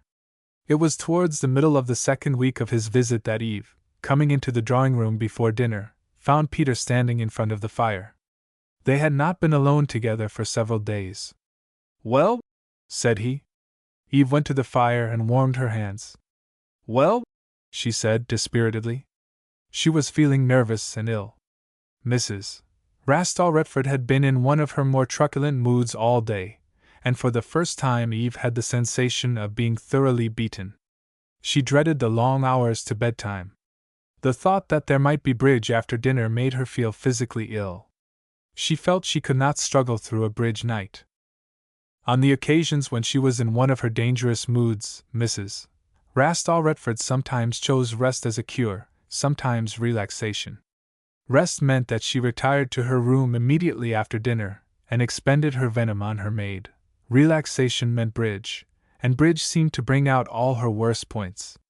They played the game for counters at her house, and there had been occasions in Eve's experience when the loss of 100 or so of these useful little adjuncts to fun in the home had lashed her almost into a frenzy. She was one of those bridge players who keep up a running quarrel with fate during the game, and when she was not abusing fate she was generally reproaching her partner. Eve was always her partner, and tonight she devoutly hoped that her employer would elect to rest. She always played badly with Mrs. Rastall Redford through sheer nervousness. Once she had revoked, and there had been a terrible moment and much subsequent recrimination. Peter looked at her curiously. "You're pale tonight," he said. "I have a headache." "Hum! How is our hostess? Fair? Or stormy? As I was passing her door I heard her bullying her maid, so I suppose stormy." "That means a bad time for you," he said sympathetically. "I suppose so. If we play bridge. But she may go to bed directly after dinner." She tried to keep her voice level, but he detected the break. "Eve," he said quickly, "won't you let me take you away from here? You've no business in this sort of game. You're not tough enough. You've got to be loved and made a fuss of and—" She laughed shakily. "Perhaps you can give me the address of some lady who wants a companion to love and make a fuss of? I can give you the address of a man." She rested an arm on the mantelpiece and stood looking into the blaze, without replying. Before he could speak again there was a step outside the door, and Mrs. Rastall Redford rustled into the room. Eve had not misread the storm signals. Her employer's mood was still as it had been earlier in the day. Dinner passed in almost complete silence. Mrs. Rastall Retford sat brooding dumbly. Her eye was cold and menacing, and Peter, working his way through his vegetables, shuddered for Eve. He had understood her allusion to bridge, having been privileged several times during his stay to see his hostess play that game, and he hoped that there would be no bridge tonight. And this was unselfish of him, for bridge meant sandwiches. Punctually at 9 o'clock on bridge nights, the butler would deposit on a side table a plate of chicken sandwiches and, in deference to Peter's vegetarian views, a smaller plate of cheese sandwiches. At the close of play, Mrs. Rastall Retford would take one sandwich from each plate, drink a thimbleful of weak whiskey and water, and retire. Peter could always do with a sandwich or two these days. But he was prepared to abandon them joyfully if his hostess would waive bridge for this particular evening. It was not to be. In the drawing-room, Mrs. Rastall Retford came out of her trance and called imperiously for the cards. Peter, when he saw his hand after the first deal, had a presentiment that if all his hands were to be as good as this, the evening was going to be a trying one. On the other occasions when they had played, he had found it an extremely difficult task, even with moderate cards, to bring it about that his hostess should always win the odd rubber, for he was an excellent player, and like most good players, had an artistic conscience which made it painful to him to play a deliberately bad game, even from the best motives. If all his hands were going to be as strong as this first one, he saw that there was disaster ahead. He could not help winning. Mrs. Rastall Retford, who had dealt the first hand, made a most improper diamond declaration. Her son unfilially doubled, and Eve having chicane, a tragedy which her partner evidently seemed to consider could have been avoided by the exercise of ordinary common sense. Peter and his partner, despite Peter's best efforts, won the game handsomely. The son of the house dealt the next hand. Eve sorted her cards listlessly. She was feeling curiously tired. Her brain seemed dulled. This hand, as the first had done, went all in favor of the two men. Mr. Rastall Retford won 5 tricks in succession, and, judging from the glitter in his mild eye, was evidently going to win as many more as he possibly could. Mrs. Rastall Retford glowered silently. There was electricity in the air. The son of the house led a club. Eve played a card mechanically. "Have you no clubs, Miss Hendry?" Eve started, and looked at her hand. "No," she said. Mrs. Rastall Retford grunted suspiciously. Not long ago, in Westport, Connecticut, USA, a young man named Harold Sperry, a telephone worker, was boring a hole in the wall of a house with a view to passing a wire through it. He whistled joyously as he worked. He did not know that he had selected for purposes of perforation the exact spot where there lay, nestling in the brickwork, a large lead and water pipe. The first intimation he had of that fact was when a jet of water suddenly knocked him 15 feet into a rosebush. As Harold felt then, so did Eve now, when, examining her hand once more to make certain that she had no clubs, she discovered the ace of that ilk peeping coyly out from behind the 7 of spades. Her face turned quite white. It is never pleasant to revoke at bridge, but to Eve just then it seemed a disaster beyond words. She looked across at her partner. Her imagination pictured the scene there would be ere long, unless. It happens every now and then that the human brain shows in a crisis an unwanted flash of speed. Eve's did at this juncture. To her in her trouble there came a sudden idea. She looked round the table. Mr. Rastall Retford, having taken the last trick, had gathered it up in the introspective manner of one planning big coups, and was brooding tensely, with knit brows. His mother was frowning over her cards. She was unobserved. She seized the opportunity. She rose from her seat, moved quickly to the side table, and turning her back, slipped the fatal card dexterously into the interior of a cheese sandwich. Mrs. Rastall Retford, absorbed, did not notice for an instant. Then she gave tongue. "What are you doing, Miss Hendry?" Eve was breathing quickly. I thought that Mr. Rayner might like a sandwich." She was at his elbow with the plate. It trembled in her hand. "A sandwich! Kindly do not be so officious, Miss Hendry. The idea, in the middle of a hand." Her voice died away in a resentful mumble. Peter started. He had been allowing his thoughts to wander. He looked from the sandwich to Eve and then at the sandwich again. He was puzzled. This had the aspect of being an olive branch. Could it be? Could she be meaning? Or was it a subtle insult?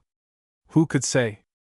At any rate, it was a sandwich, and he seized it, without prejudice. I hope at least you have had the sense to remember that Mr. Rayner is a vegetarian, Miss Hendry, said Mrs. Rastalretford. That is not a chicken sandwich? No, said Eve. It is not a chicken sandwich. Peter beamed gratefully. He raised the olive branch, and bit into it with the energy of a starving man. And as he did so, he caught Eve's eye. Miss Hendry! Cried Mrs. Rastalretford. Eve started violently. Miss Hendry, will you be good enough to play? The king of clubs to beat. I can't think what's the matter with you tonight. I'm very sorry, said Eve, and put down the 9 of spades. Mrs. Rastalretford glared. This is absurd, she cried. You must have the ace of clubs. If you have not got it, who has? Look through your hand again.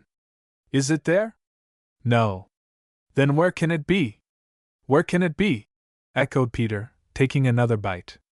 Why, said Eve, crimson. I have only 5 cards. I ought to have 6. 5? Said Mrs. Rastalretford. Nonsense! Count again. Have you dropped it on the floor? Mr. Rastalretford stooped and looked under the table. It is not on the floor, he said. I suppose it must have been missing from the pack before I dealt. Mrs. Rastalretford threw down her cards and rose ponderously. It offended her vaguely that there seemed to be nobody to blame. I shall go to bed, she said. Peter stood before the fire and surveyed Eve as she sat on the sofa. They were alone in the room, Mr. Rastalretford having drifted silently away in the wake of his mother. Suddenly Eve began to laugh helplessly. He shook his head at her. This is considerably sharper than a serpent's tooth, he said. You should be fawning gratefully upon me, not laughing. Do you suppose King Charles laughed at my ancestor when he ate the dispatches? However, for the first time since I have been in this house I feel as if I had had a square meal. Eve became suddenly serious. The smile left her face. Mr. Rayner, please don't think I'm ungrateful. I couldn't help laughing, but I can't tell you how grateful I am. You don't know what it would have been like if she had found out that I had revoked. I did it once before, and she kept on about it for days and days. It was awful. She shivered. I think you must be right, and my nerves are going. He nodded. So are you, tomorrow, by the first train. I wonder how soon we can get married. Do you know anything about special licenses? She looked at him curiously.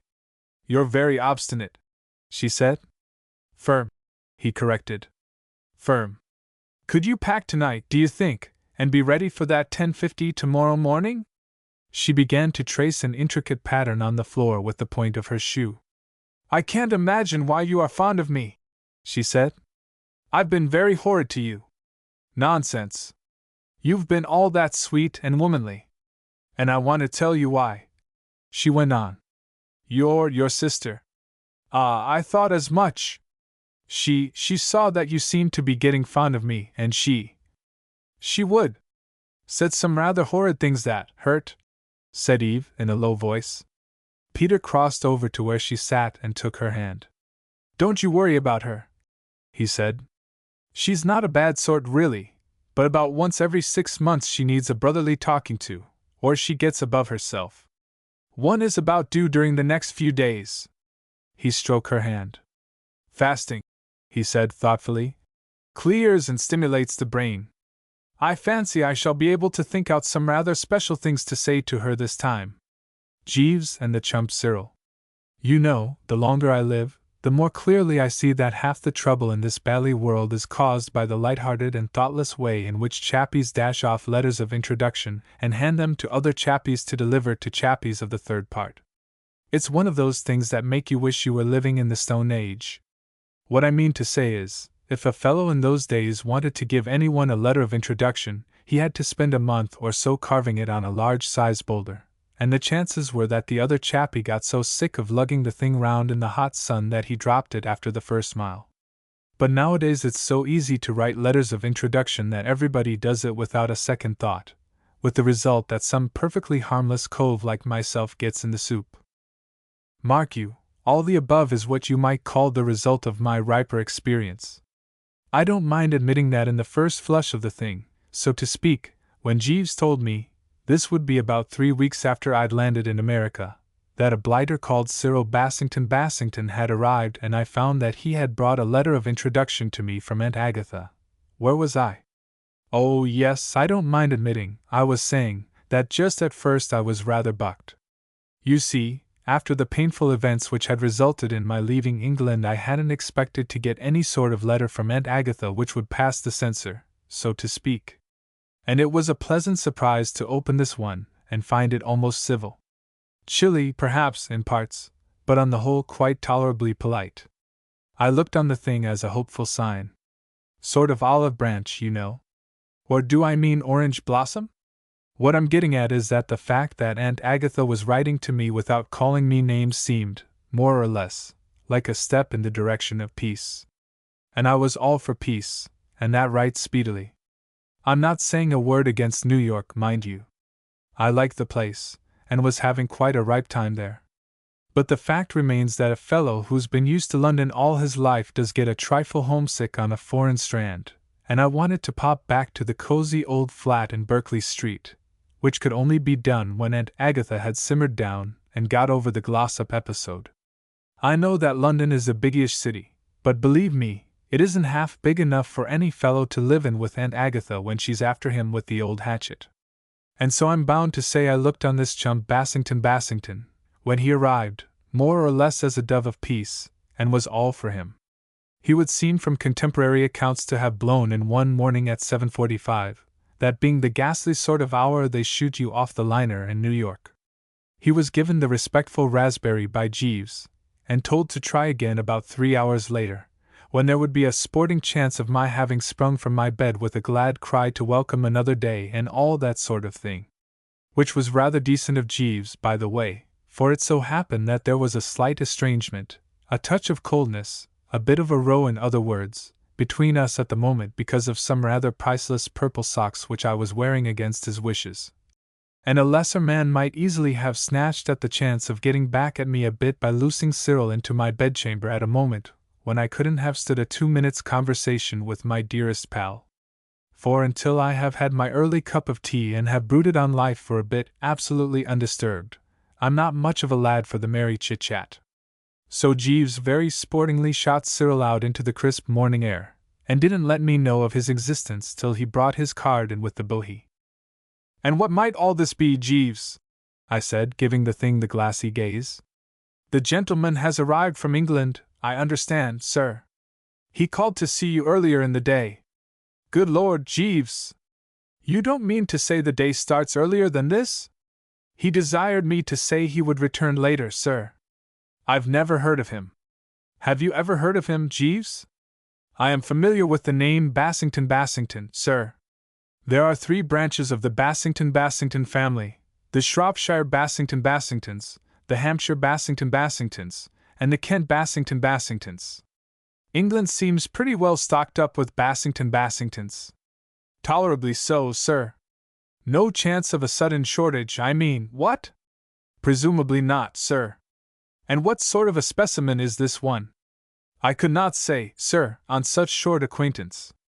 "Will you give me a sporting 2-to-1, Jeeves, judging from what you have seen of him, that this chappie is not a blighter or an excrescence?" "No, sir. I should not care to venture such liberal odds." "I knew it."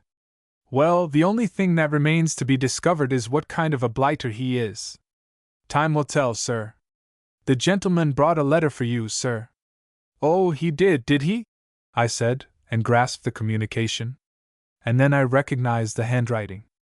"I say, Jeeves, this is from my Aunt Agatha." "Indeed, sir? Don't dismiss it in that light way. Don't you see what this means?" She says she wants me to look after this excrescence while he's in New York. By Jove, Jeeves, if I only fawn on him a bit, so that he sends back a favorable report to headquarters, I may yet be able to get back to England in time for Goodwood. Now is certainly the time for all good men to come to the aid of the party, Jeeves. We must rally round and cosset this cove in no uncertain manner. Yes, sir. He isn't going to stay in New York long, I said, taking another look at the letter. He's headed for Washington. Going to give the nibs there the once over, apparently, before taking a whirl at the diplomatic service. I should say that we can win this lad's esteem and affection with a lunch and a couple of dinners, what? I fancy that should be entirely adequate, sir. This is the jolliest thing that's happened since we left England. It looks to me as if the sun were breaking through the clouds. Very possibly, sir. He started to put out my things, and there was an awkward sort of silence. Not those socks, Jeeves, I said, gulping a bit but having a dash at the careless, offhand tone. Give me the purple ones. I beg your pardon, sir? Those jolly purple ones. Very good, sir. He lugged them out of the drawer as if he were a vegetarian fishing a caterpillar out of the salad. You could see he was feeling deeply. Deuced painful and all that, this sort of thing, but a chappie has got to assert himself every now and then. Absolutely. I was looking for Cyril to show up again any time after breakfast, but he didn't appear, so towards 1 o'clock I trickled out to the Lambs Club, where I had an appointment to feed the Worcester face with a cove of the name of Caffin I'd got pally with since my arrival, George Caffin, a fellow who wrote plays and what not.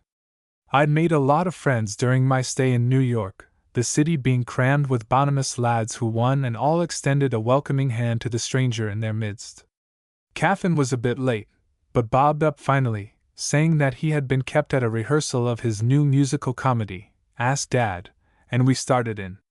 We had just reached the coffee, when the waiter came up and said that Jeeves wanted to see me. Jeeves was in the waiting room. He gave the socks one pained look as I came in, then averted his eyes. Mr. Bassington has just telephoned, sir. Oh? Yes, sir. Where is he? In prison, sir. I reeled against the wallpaper. A nice thing to happen to Aunt Agatha's nominee on his first morning under my wing, I did not think. In prison? Yes, sir. He said on the telephone that he had been arrested and would be glad if you could step round and bail him out. Arrested? What for? He did not favor me with his confidence in that respect, sir. This is a bit thick, Jeeves. Precisely, sir. I collected old George, who very decently volunteered to stagger along with me, and we hopped into a taxi. We sat around at the police station for a bit on a wooden bench in a sort of anteroom, and presently a policeman appeared, leading in Cyril. Hello? Hello? Hello? I said. What? My experience is that a fellow never really looks his best just after he's come out of a cell. When I was up at Oxford, I used to have a regular job bailing out a pal of mine who never failed to get pinched every boat race night, and he always looked like something that had been dug up by the roots. Cyril was in pretty much the same sort of shape. He had a black eye and a torn collar, and altogether was nothing to write home about, especially if one was writing to Aunt Agatha. He was a thin, tall chappie with a lot of light hair and pale blue goggly eyes which made him look like one of the rarer kinds of fish. I got your message, I said. Oh, are you Bertie Wooster? Absolutely. And this is my pal George Caffin. Writes plays and what not, don't you know? We all shook hands, and the policeman, having retrieved a piece of chewing gum from the underside of a chair, where he had parked it against a rainy day, went off into a corner and began to contemplate the infinite. This is a rotten country, said Cyril. Oh, I don't know, you know, don't you know? I said. We do our best, said George. Old George is an American, I explained. Writes plays, don't you know, and what not. Of course, I didn't invent the country, said George. That was Columbus. But I shall be delighted to consider any improvements you may suggest and lay them before the proper authorities. Well, why don't the policemen in New York dress properly? George took a look at the chewing officer across the room. I don't see anything missing, he said. I mean to say, why don't they wear helmets like they do in London? Why do they look like postmen? It isn't fair on a fellow. Makes it dash confusing. I was simply standing on the pavement, looking at things, when a fellow who looked like a postman prodded me in the ribs with a club. I didn't see why I should have postmen prodding me. Why the dickens should a fellow come 3,000 miles to be prodded by postmen? The point is well taken, said George. What did you do? I gave him a shove, you know. I've got a frightfully hasty temper, you know. All the Bassingtons have got frightfully hasty tempers, don't you know? And then he biffed me in the eye and lugged me off to this beastly place. I'll fix it, old son, I said. And I hauled out the bankroll and went off to open negotiations, leaving Cyril to talk to George. I don't mind admitting that I was a bit perturbed. There were furrows in the old brow, and I had a kind of foreboding feeling. As long as this chump stayed in New York, I was responsible for him, and he didn't give me the impression of being the species of cove a reasonable chappie would care to be responsible for more than about 3 minutes. I mused with a considerable amount of tensity over Cyril that night, when I had got home and Jeeves had brought me the final whiskey. I couldn't help feeling that this visit of his to America was going to be one of those times that try men's souls and what not. I hauled out Aunt Agatha's letter of introduction and reread it, and there was no getting away from the fact that she undoubtedly appeared to be somewhat wrapped up in this blighter and to consider it my mission in life to shield him from harm while on the premises. I was deuced thankful that he had taken such a liking for George Caffin, old George being a steady sort of cove. After I had got him out of his dungeon cell, he and old George had gone off together, as chummy as brothers, to watch the afternoon rehearsal of Ask Dad. There was some talk, I gathered, of their dining together. I felt pretty easy in my mind while George had his eye on him. I had got about as far as this in my meditations, when Jeeves came in with a telegram. At least, it wasn't a telegram, it was a cable, from Aunt Agatha, and this is what it said. Has Cyril Bassington called yet? On no account introduce him into theatrical circles. Vitally important. Letter follows. I read it a couple of times. This is rummy, Jeeves. Yes, sir. Very rummy and dash disturbing. Will there be anything further tonight, sir?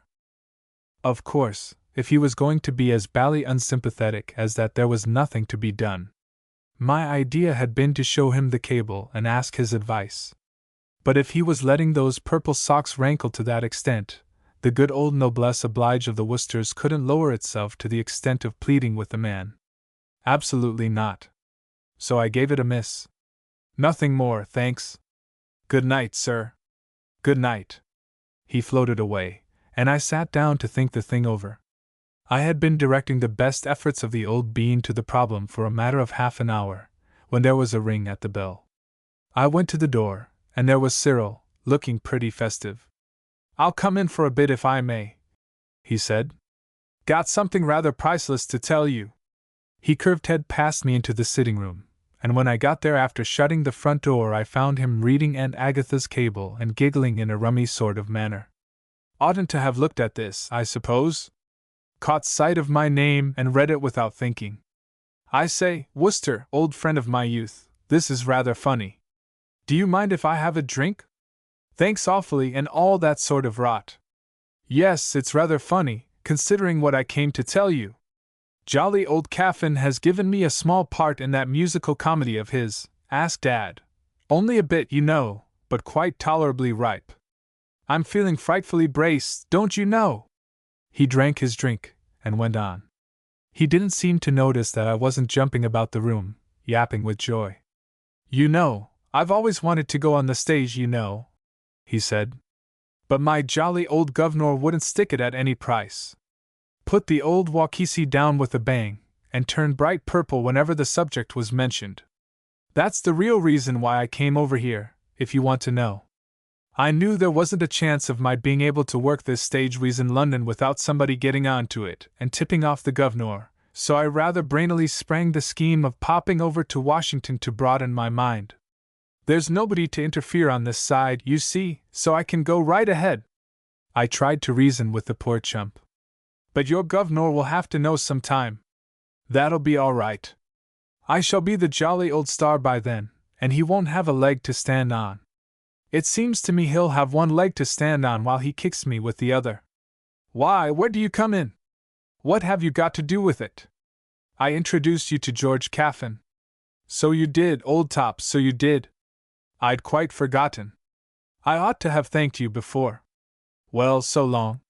There's an early rehearsal of Ask Dad tomorrow morning, and I must be toddling. Rummy the thing should be called Ask Dad, when that's just what I'm not going to do. See what I mean? What? Well, pip. Toodaloo, I said sadly, and the blighter scudded off. I dived for the phone and called up George Caffin. I say, George, what's all this about Cyril Bassington? What about him? He tells me you've given him a part in your show. Oh, yes. Just a few lines. But I've just had 57 cables from home telling me on no account to let him go on the stage. I'm sorry. But Cyril is just the type I need for that part. He's simply got to be himself. It's pretty tough on me, George, old man. My Aunt Agatha sent this blighter over with a letter of introduction to me, and she will hold me responsible. She'll cut you out of her will. It isn't a question of money. But, of course, you've never met my Aunt Agatha, so it's rather hard to explain. But she's a sort of human vampire bat, and she'll make things most fearfully unpleasant for me when I go back to England. She's the kind of woman who comes and rags you before breakfast, don't you know? Well, don't go back to England then. Stick here and become president. But George, old top. Good night. But I say, George, old man. You didn't get my last remark. It was good night. You idle rich may not need any sleep, but I've got to be bright and fresh in the morning. God bless you. I felt as if I hadn't a friend in the world. I was so jolly well worked up that I went and banged on Jeeves's door. It wasn't a thing I'd have cared to do as a rule, but it seemed to me that now was the time for all good men to come to the aid of the party, so to speak, and that it was up to Jeeves to rally round the young master, even if it broke up his beauty sleep. Jeeves emerged in a brown dressing gown. Sir? Deuce sorry to wake you up, Jeeves, and what not, but all sorts of disturbing things have been happening. I was not asleep. It is my practice, on retiring, to read a few pages of some instructive book. That's good. What I mean to say is, if you've just finished exercising the old bean, it's probably in mid-season form for tackling problems. Jeeves, Mr. Bassington is going on the stage. Indeed, sir? The thing doesn't hit you. You don't get it properly. Here's the point. All his family are most fearfully dead against his going on the stage. There's going to be no end of trouble if he isn't headed off. And what's worse, my Aunt Agatha will blame me, you see. I see, sir. Well, can't you think of some way of stopping him? Not, I confess, at the moment, sir. Well, have a stab at it. I will give the matter my best consideration, sir. Will there be anything further tonight? I hope not. I've had all I can stand already.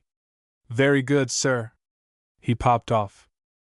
The part which old George had written for the chump Cyril took up about 2 pages of typescript, but it might have been Hamlet, the way that poor, misguided pinhead worked himself to the bone over it. I suppose if I heard him his lines once, I did it a dozen times in the first couple of days.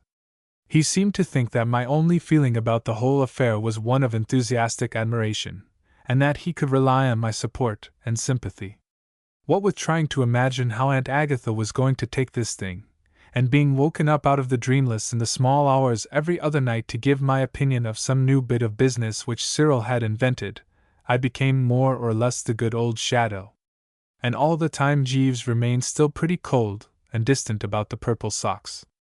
It's this sort of thing that ages a chappie, don't you know, and makes his youthful joie de vivre go a bit groggy at the knees. In the middle of it Aunt Agatha's letter arrived. It took her about 6 pages to do justice to Cyril's father's feelings in regard to his going on the stage, and about 6 more to give me a kind of sketch of what she would say, think, and do if I didn't keep him clear of injurious influences while he was in America. The letter came by the afternoon mail, and left me with a pretty firm conviction that it wasn't a thing I ought to keep to myself. I didn't even wait to ring the bell. I whizzed for the kitchen, bleeding for Jeeves, and butted into the middle of a regular tea party of sorts. Seated at the table were a depressed-looking cove who might have been a valet or something, and a boy in a Norfolk suit. The valet chappie was drinking a whiskey and soda, and the boy was being tolerably rough with some jam and cake. "Oh, I say, Jeeves," I said. "Sorry to interrupt the feast of reason and flow of soul and so forth, but—" At this juncture the small boy's eye hit me like a bullet and stopped me in my tracks. It was one of those cold, clammy, accusing sort of eyes, the kind that makes you reach up to see if your tie is straight, and he looked at me as if I were some sort of unnecessary product which Cuthbert the cat had brought in after a ramble among the local ashcans. He was a stoutish infant with a lot of freckles and a good deal of jam on his face. "Hello? Hello? Hello?" I said. "What?" There didn't seem much else to say. The stripling stared at me in a nasty sort of way through the jam. He may have loved me at first sight, but the impression he gave me was that he didn't think a lot of me and wasn't betting much that I would improve a great deal on acquaintance. I had a kind of feeling that I was about as popular with him as a cold Welsh rabbit. "What's your name?" he asked. "My name? Oh, Worcester, don't you know, and what not. My pop's richer than you are." That seemed to be all about me. The child, having said his say, started in on the jam again. I turned to Jeeves. "I say, Jeeves, can you spare a moment? I want to show you something." "Very good, sir." We toddled into the sitting room. "Who is your little friend, Sidney the Sunbeam, Jeeves?" "The young gentleman, sir? It's a loose way of describing him, but I know what you mean." "I trust I was not taking a liberty in entertaining him, sir?" "Not a bit. If that's your idea of a large afternoon, go ahead. I happened to meet the young gentleman taking a walk with his father's valet, sir, whom I used to know somewhat intimately in London, and I ventured to invite them both to join me here." "Well, never mind about him, Jeeves. Read this letter." He gave it the up and down. "Very disturbing, sir," was all he could find to say. "What are we going to do about it? Time may provide a solution, sir. On the other hand, it mayn't. What?" "Extremely true, sir." We'd got as far as this, when there was a ring at the door. Jeeves shimmered off, and Cyril blew in, full of good cheer and blitheringness. "I say, Worcester, old thing," he said, "I want your advice. You know this jolly old part of mine. How ought I to dress it? What I mean is, the first act scene is laid in an hotel of sorts, at about 3 in the afternoon. What ought I to wear, do you think?" I wasn't feeling fit for a discussion of gents' suitings. "You'd better consult Jeeves," I said. "A hot and by no means unripe idea. Where is he? Gone back to the kitchen, I suppose? I'll smite the good old bell, shall I?" "Yes? No? Right-o." Jeeves poured silently in. "Oh, I say, Jeeves," began Cyril. "I just wanted to have a syllable or two with you. It's this way. Hullo, who's this?" I then perceived that the stout stripling had trickled into the room after Jeeves. He was standing near the door looking at Cyril as if his worst fears had been realized. There was a bit of a silence. The child remained there, drinking Cyril in for about half a minute, then he gave his verdict. "Fish face." "Eh? What?" said Cyril. The child, who had evidently been taught at his mother's knee to speak the truth, made his meaning a trifle clearer. "You've a face like a fish." He spoke as if Cyril was more to be pitied than censured, which I am bound to say I thought rather decent and broad-minded of him. I don't mind admitting that, whenever I looked at Cyril's face, I always had a feeling that he couldn't have got that way without its being mostly his own fault. I found myself warming to this child. Absolutely, don't you know? I liked his conversation. It seemed to take Cyril a moment or two really to grasp the thing, and then you could hear the blood of the Bassingtons begin to sizzle. "Well, I'm dashed," he said. "I'm dashed if I'm not. I wouldn't have a face like that," proceeded the child, with a good deal of earnestness. "Not if you gave me $1 million. He thought for a moment, then corrected himself. $2 million. he added. Just what occurred then I couldn't exactly say, but the next few minutes were a bit exciting. I take it that Cyril must have made a dive for the infant. Anyway, the air seemed pretty well congested with arms and legs and things. Something bumped into the Worcester waistcoat just around the third button, and I collapsed onto the settee and rather lost interest in things for the moment. When I had unscrambled myself, I found that Jeeves and the child had retired and Cyril was standing in the middle of the room snorting a bit. Who's that frightful little brute, Worcester? I don't know. I never saw him before today. I gave him a couple of tolerably juicy buffets before he legged it. I say, Worcester, that kid said a dashed odd thing. He yelled out something about Jeeves promising him $1 if he called me, what he said. It sounded pretty unlikely to me. What would Jeeves do that for? It struck me as rummy, too. Where would be the sense of it? That's what I can't see. I mean to say, it's nothing to Jeeves what sort of a face you have. No, said Cyril. He spoke a little coldly, I fancied. I don't know why. Well, I'll be popping. Toodaloo. Pip pip. It must have been about a week after this rummy little episode that George Caffin called me up and asked me if I would care to go and see a run-through of his show. Ask Dad? It seemed, was to open out of town in Schenectady on the following Monday, and this was to be a sort of preliminary dress rehearsal. A preliminary dress rehearsal, old George explained, was the same as a regular dress rehearsal inasmuch as it was apt to look like nothing on earth and last into the small hours, but more exciting because they wouldn't be timing the piece, and consequently all the blighters who on these occasions let their angry passions rise would have plenty of scope for interruptions, with the result that a pleasant time would be had by all. The thing was billed to start at 8 o'clock, so I rolled up at 10:15, so as not to have too long to wait before they began. The dress parade was still going on. George was on the stage, talking to a cove in shirt sleeves and an absolutely round chappie with big spectacles and a practically hairless dome. I had seen George with the latter merchant once or twice at the club, and I knew that he was Blumenfield, the manager. I waved to George, and slid into a seat at the back of the house, so as to be out of the way when the fighting started. Presently George hopped down off the stage and came and joined me, and fairly soon after that the curtain went down.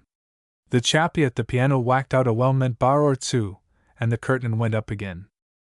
I can't quite recall what the plot of Ask Dad was about, but I do know that it seemed able to jog along all right without much help from Cyril. I was rather puzzled at first. What I mean is, through brooding on Cyril and hearing him in his part and listening to his views on what ought and what ought not to be done, I suppose I had got a sort of impression rooted in the old bean that he was pretty well the backbone of the show, and that the rest of the company didn't do much except go on and fill in when he happened to be off the stage. I sat there for nearly half an hour, waiting for him to make his entrance, until I suddenly discovered he had been on from the start. He was, in fact, the rummy-looking plug ugly who was now leaning against a potted palm a couple of feet from the OP's side, trying to appear intelligent, while the heroine sang a song about love being like something which for the moment has slipped my memory. After the second refrain he began to dance in company with a dozen other equally weird birds. A painful spectacle for one who could see a vision of Aunt Agatha reaching for the hatchet, and old Bassington Sr. putting on his strongest pair of hobnailed boots. Absolutely. The dance had just finished, and Cyril and his pals had shuffled off into the wings when a voice spoke from the darkness on my right. Pop! Old Blumenfield clapped his hands, and the hero, who had just been about to get the next line off his diaphragm, cheesed it. I peered into the shadows. Who should it be but Jeeves's little playmate with the freckles?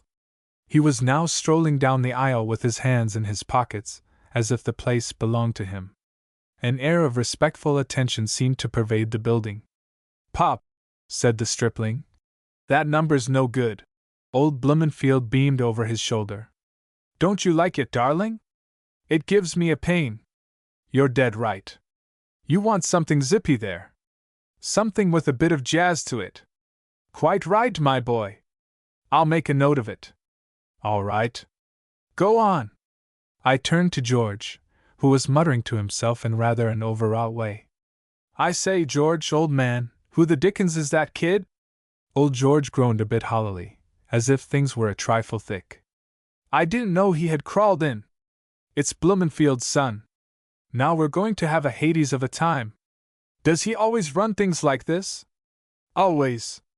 But why does old Blumenfield listen to him? Nobody seems to know. It may be pure fatherly love, or he may regard him as a mascot. My own idea is that he thinks the kid has exactly the amount of intelligence of the average member of the audience, and that what makes a hit with him will please the general public. While, conversely, what he doesn't like will be too rotten for anyone. The kid is a pest, a wart, and a pot of poison, and should be strangled. The rehearsal went on. The hero got off his line. There was a slight outburst of frightfulness between the stage manager and a voice named Bill that came from somewhere near the roof, the subject under discussion being where the devil Bills, Ambers, were at that particular juncture. Then things went on again until the moment arrived for Cyril's big scene. I was still a trifle hazy about the plot, but I had got on to the fact that Cyril was some sort of an English peer who had come over to America doubtless for the best reasons. So far he had only had 2 lines to say. One was, "Oh, I say," and the other was, "Yes, by Jove." But I seemed to recollect, from hearing him read his part, that pretty soon he was due rather to spread himself. I sat back in my chair and waited for him to bob up. He bobbed up about 5 minutes later. Things had got a bit stormy by that time. The voice and the stage director had had another of their love feasts, this time something to do with why Bill's blues weren't on the job or something. And almost as soon as that was over, there was a bit of unpleasantness because a flower pot fell off a window ledge and nearly brained the hero. The atmosphere was consequently more or less hot up when Cyril, who had been hanging about at the back of the stage, breezed down center and toed the mark for his most substantial chunk of entertainment. The heroine had been saying something, I forget what, and all the chorus, with Cyril at their head, had begun to surge round her in the restless sort of way those chappies always do when there's a number coming along. Cyril's first line was, "Oh, I say, you mustn't say that, really!" And it seemed to me he passed it over the larynx with a goodish deal of vim and je ne sais quoi. But, by Jove, before the heroine had time for the comeback, our little friend with the freckles had risen to lodge a protest. "Pop!" "Yes, darling?" "That one's no good." "Which one, darling?" "The one with a face like a fish." "But they all have faces like fish, darling." The child seemed to see the justice of this objection. He became more definite. "The ugly one." "Which ugly one?" "That one?" said old Blumenfield, pointing to Cyril. "Yep. He's rotten." "I thought so myself." "He's a pill." "You're dead right, my boy. I've noticed it for some time." Cyril had been gaping a bit while these few remarks were in progress. He now shot down to the footlights. Even from where I was sitting, I could see that these harsh words had hit the old Bassington family pride a frightful wallop. He started to get pink in the ears, and then in the nose, and then in the cheeks, till in about a quarter of a minute he looked pretty much like an explosion in a tomato cannery on a sunset evening. "What the deuce do you mean? What the deuce do you mean?" shouted old Blumenfield. "Don't yell at me across the footlights. I've a dashed good mind to come down and spank that little brute." "What?" "A dashed good mind." Old Blumenfield swelled like a pumped-up tire. He got rounder than ever. "See here, mister, I don't know your darn name. My name's Bassington, and the jolly old Bassingtons, I mean the Bassingtons aren't accustomed." Old Blumenfield told him in a few brief words pretty much what he thought of the Bassingtons, and what they weren't accustomed to. The whole strength of the company rallied round to enjoy his remarks. You could see them jutting out from the wings and protruding from behind trees. "You got to work good for my pop," said the stout child, waggling his head reprovingly at Cyril. "I don't want any bally cheek from you," said Cyril, gurgling a bit. "What's that?" barked old Blumenfield. "Do you understand that this boy is my son?" "Yes, I do," said Cyril. "And you both have my sympathy." "You're fired!" bellowed old Blumenfield, swelling a good bit more. "Get out of my theater!" About 10:30 next morning, just after I had finished lubricating the good old interior with a soothing cup of oolong, Jeeves filtered into my bedroom and said that Cyril was waiting to see me in the sitting room. How does he look, Jeeves? Sir? What does Mr. Bassington look like? It is hardly my place, sir, to criticize the facial peculiarities of your friends. I don't mean that. I mean, does he appear peeved and what not? Not noticeably, sir. His manner is tranquil. That's rum. Sir? Nothing. Show him in, will you? I'm bound to say I had expected to see Cyril showing a few more traces of last night's battle. I was looking for a bit of the overwrought soul and the quivering ganglions, if you know what I mean. He seemed pretty ordinary and quite fairly cheerful. Hello, Wooster, old thing. Cheero. I just looked in to say goodbye. Goodbye? Yes. I'm off to Washington in an hour. He sat down on the bed.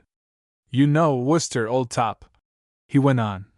I've been thinking it all over, and really it doesn't seem quite fair to the jolly old governor, my going on the stage and so forth. What do you think? I see what you mean. I mean to say, he sent me over here to broaden my jolly old mind in words to that effect, don't you know, and I can't help thinking it would be a bit of a jar for the old boy if I gave him the bird and went on the stage instead. I don't know if you understand me, but what I mean to say is, it's a sort of question of conscience. Can you leave the show without upsetting everything? Oh, that's all right. I've explained everything to old Blumenfield, and he quite sees my position. Of course, he's sorry to lose me, said he didn't see how he could fill my place and all that sort of thing. But after all, even if it does land him in a bit of a hole, I think I'm right in resigning my part, don't you? Oh, absolutely. I thought you'd agree with me. Well, I ought to be shifting. Awfully glad to have seen something of you, and all that sort of rot. Pip pip. Toodaloo.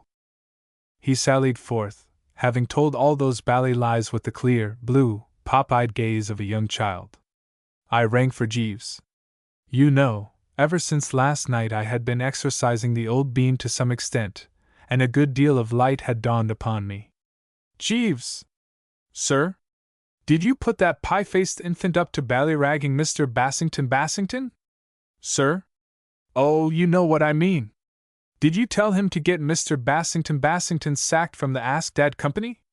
I would not take such a liberty, sir. He started to put out my clothes. It is possible that young Master Blumenfield may have gathered from casual remarks of mine that I did not consider the stage altogether a suitable sphere for Mr. Bassington. I say, Jeeves, you know, you're a bit of a marvel. I endeavor to give satisfaction, sir. And I'm frightfully obliged, if you know what I mean. Aunt Agatha would have had 16 or 17 fits if you hadn't headed him off. I fancy there might have been some little friction and unpleasantness, sir. I am laying out the blue suit with the thin red stripe, sir. I fancy the effect will be pleasing. It's a rummy thing, but I had finished breakfast and gone out and got as far as the lift before I remembered what it was that I had meant to do to reward Jeeves for his really sporting behavior in this matter of the chump Cyril. It cut me to the heart to do it, but I had decided to give him his way and let those purple socks pass out of my life. After all, there are times when a cove must make sacrifices. I was just going to nip back and break the glad news to him, when the lift came up, so I thought I would leave it till I got home. The colored chappie in charge of the lift looked at me, as I hopped in, with a good deal of quiet devotion and what not. I wish to thank yo, Sue, he said, for yo kindness. Eh? What? Mr. Jeeves done give me them purple socks, as you told him. Thank yo very much, Sue. I looked down. The blighter was a blaze of mauve from the ankle bones southward. I don't know when I've seen anything so dressy. Oh, ah. Not at all. Right-o. Glad you like them, I said. Well, I mean to say, what? Absolutely. Jeeves in the springtime. Morning, Jeeves, I said. Good morning, sir, said Jeeves. He put the good old cup of tea softly on the table by my bed, and I took a refreshing sip. Just right, as usual. Not too hot, not too sweet, not too weak, not too strong, not too much milk, and not a drop spilled in the saucer. A most amazing cove, Jeeves. So dashed competent in every respect. I've said it before, and I'll say it again. I mean to say, take just one small instance. Every other valet I've ever had used to barge into my room in the morning while I was still asleep, causing much misery, but Jeeves seems to know when I'm awake by a sort of telepathy. He always floats in with the cup exactly 2 minutes after I come to life. Makes a deuce of a lot of difference to a fellow's day. How's the weather, Jeeves? Exceptionally clement, sir. Anything in the papers? Some slight friction threatening in the Balkans, sir. Otherwise, nothing. I say, Jeeves, a man I met at the club last night told me to put my shirt on privateer for the 2 o'clock race this afternoon. How about it? I should not advocate it, sir. The stable is not sanguine. That was enough for me. Jeeves knows. How, I couldn't say, but he knows. There was a time when I would laugh lightly, and go ahead, and lose my little all against his advice, but not now. Talking of shirts, I said, have those mauve ones I ordered arrived yet? Yes, sir. I sent them back. Sent them back? Yes, sir. They would not have become you. Well, I must say I'd thought fairly highly of those shirtings, but I'd bowed to superior knowledge. Weak? I don't know. Most fellows, no doubt, are all for having their valets confine their activities to creasing trousers and what not without trying to run the home, but it's different with Jeeves. Right from the first day he came to me, I have looked on him as a sort of guide, philosopher, and friend. Mr. Little rang up on the telephone a few moments ago, sir. I informed him that you were not yet awake. Did he leave a message? No, sir. He mentioned that he had a matter of importance to discuss with you, but confided no details. Oh, well, I expect I shall be seeing him at the club. No doubt, sir. I wasn't what you might call in a fever of impatience. Bingo Little is a chap I was at school with, and we see a lot of each other still. He's the nephew of old Mortimer Little, who retired from business recently with a goodish pile. You've probably heard of Little's liniment. It limbers up the legs. Bingo biffs about London on a pretty comfortable allowance given him by his uncle, and leads on the whole a fairly unclouded life. It wasn't likely that anything which he described as a matter of importance would turn out to be really so frightfully important. I took it that he had discovered some new brand of cigarette which he wanted me to try, or something like that, and didn't spoil my breakfast by worrying. After breakfast I lit a cigarette, and went to the open window to inspect the day. It certainly was one of the best and brightest. Jeeves, I said. Sir? Said Jeeves. He had been clearing away the breakfast things, but at the sound of the young master's voice cheesed it courteously. You were absolutely right about the weather. It is a juicy morning. Decidedly, sir. Spring and all that. Yes, sir. In the spring, Jeeves, a livelier iris gleams upon the burnished dove. So I have been informed, sir. Right ho! Then bring me my wangi, my yellowest shoes, and the old green Homburg. I'm going into the park to do pastoral dances. I don't know if you know that sort of feeling you get on these days round about the end of April and the beginning of May, when the sky's a light blue, with cotton-wool clouds, and there's a bit of a breeze blowing from the west? Kind of uplifted feeling. Romantic, if you know what I mean. I'm not much of a ladies' man, but on this particular morning it seemed to me that what I really wanted was some charming girl to buzz up and ask me to save her from assassins or something. So that it was a bit of an anticlimax when I merely ran into young Bingo Little, looking perfectly foul in a crimson satin tie decorated with horseshoes. Hello, Bertie, said Bingo. My God, man, I gargled. The cravat. The gent's neckwear. Why? For what reason? Oh, the tie? He blushed. I was given it. He seemed embarrassed, so I dropped the subject. We toddled along a bit, and sat down on a couple of chairs by the Serpentine. Jeeves tells me you want to talk to me about something, I said. Eh? Said Bingo, with a start. Oh, yes. Yes. I waited for him to unleash the topic of the day, but he didn't seem to want to get going. Conversation languished. He stared straight ahead of him in a glassy sort of manner. I say, Bertie, he said, after a pause of about an hour and a quarter. Hello?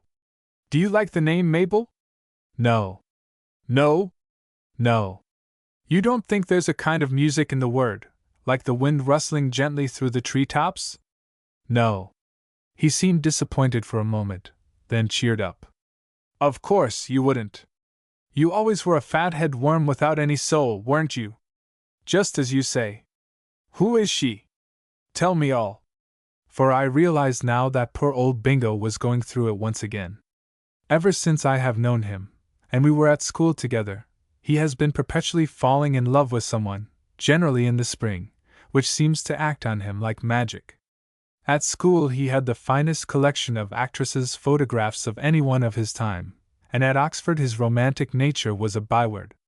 You'd better come along and meet her at lunch, he said, looking at his watch. A ripe suggestion, I said. Where are you meeting her? At the Ritz? Near the Ritz. He was geographically accurate. About 50 yards east of the Ritz there is one of those blighted tianbun shops you see dotted about all over London, and into this, if you'll believe me, young Bingo dived like a homing rabbit, and before I had time to say a word we were wedged in at a table, on the brink of a silent pool of coffee left there by an early luncher. I'm bound to say I couldn't quite follow the development of the scenario. Bingo, while not absolutely rolling in the stuff, has always had a fair amount of the ready. Apart from what he got from his uncle, I knew that he had finished up the jumping season well on the right side of the ledger. Why, then, was he lunching the girl at this godforsaken eatery? It couldn't be because he was hard up. Just then the waitress arrived. Rather a pretty girl. Aren't we going to wait? I started to say to Bingo, thinking it somewhat thick that, in addition to asking a girl to lunch with him in a place like this, he should fling himself on the foodstuffs before she turned up, when I caught sight of his face, and stopped. The man was goggling. His entire map was suffused with a rich blush. He looked like the soul's awakening done in pink. Hello, Mabel, he said with a sort of gulp. Hello, said the girl. Mabel, said Bingo. This is Bertie Wooster, a pal of mine. Pleased to meet you, she said. Nice morning. Fine, I said. You see I'm wearing the tie, said Bingo. It suits you beautiful, said the girl. Personally, if anyone had told me that a tie like that suited me, I should have risen and struck them on the mazzard, regardless of their age and sex. But poor old Bingo simply got all flustered with gratification, and smirked in the most gruesome manner. Well, what's it going to be today? Asked the girl, introducing the business touch into the conversation. Bingo studied the menu devoutly. I'll have a cup of cocoa, cold veal and ham pie, slice of fruit cake, and a macaroon. Same for you, Bertie? I gazed at the man, revolted. That he could have been a pal of mine all these years and think me capable of insulting the old Tom with this sort of stuff cut me to the quick. Or how about a bit of hot steak pudding, with a sparkling limoudieu to wash it down? Said Bingo. You know, the way love can change a fellow is really frightful to contemplate. This chappie before me, who spoke in that absolutely careless way of macaroons and limoudieu, was the man I had seen in happier days telling the headwaiter at Claridge's exactly how he wanted the chef to prepare the sole frite au gourmet aux champignons, and saying he would jolly well sling it back if it wasn't just right. Ghastly. Ghastly. A roll and butter and a small coffee seemed the only things on the list that hadn't been specially prepared by the nastier-minded members of the Borgia family for people they had a particular grudge against. So I chose them, and Mabel hopped it. Well, said Bingo rapturously. I took it that he wanted my opinion of the female poisoner who had just left us. Very nice, I said. He seemed dissatisfied.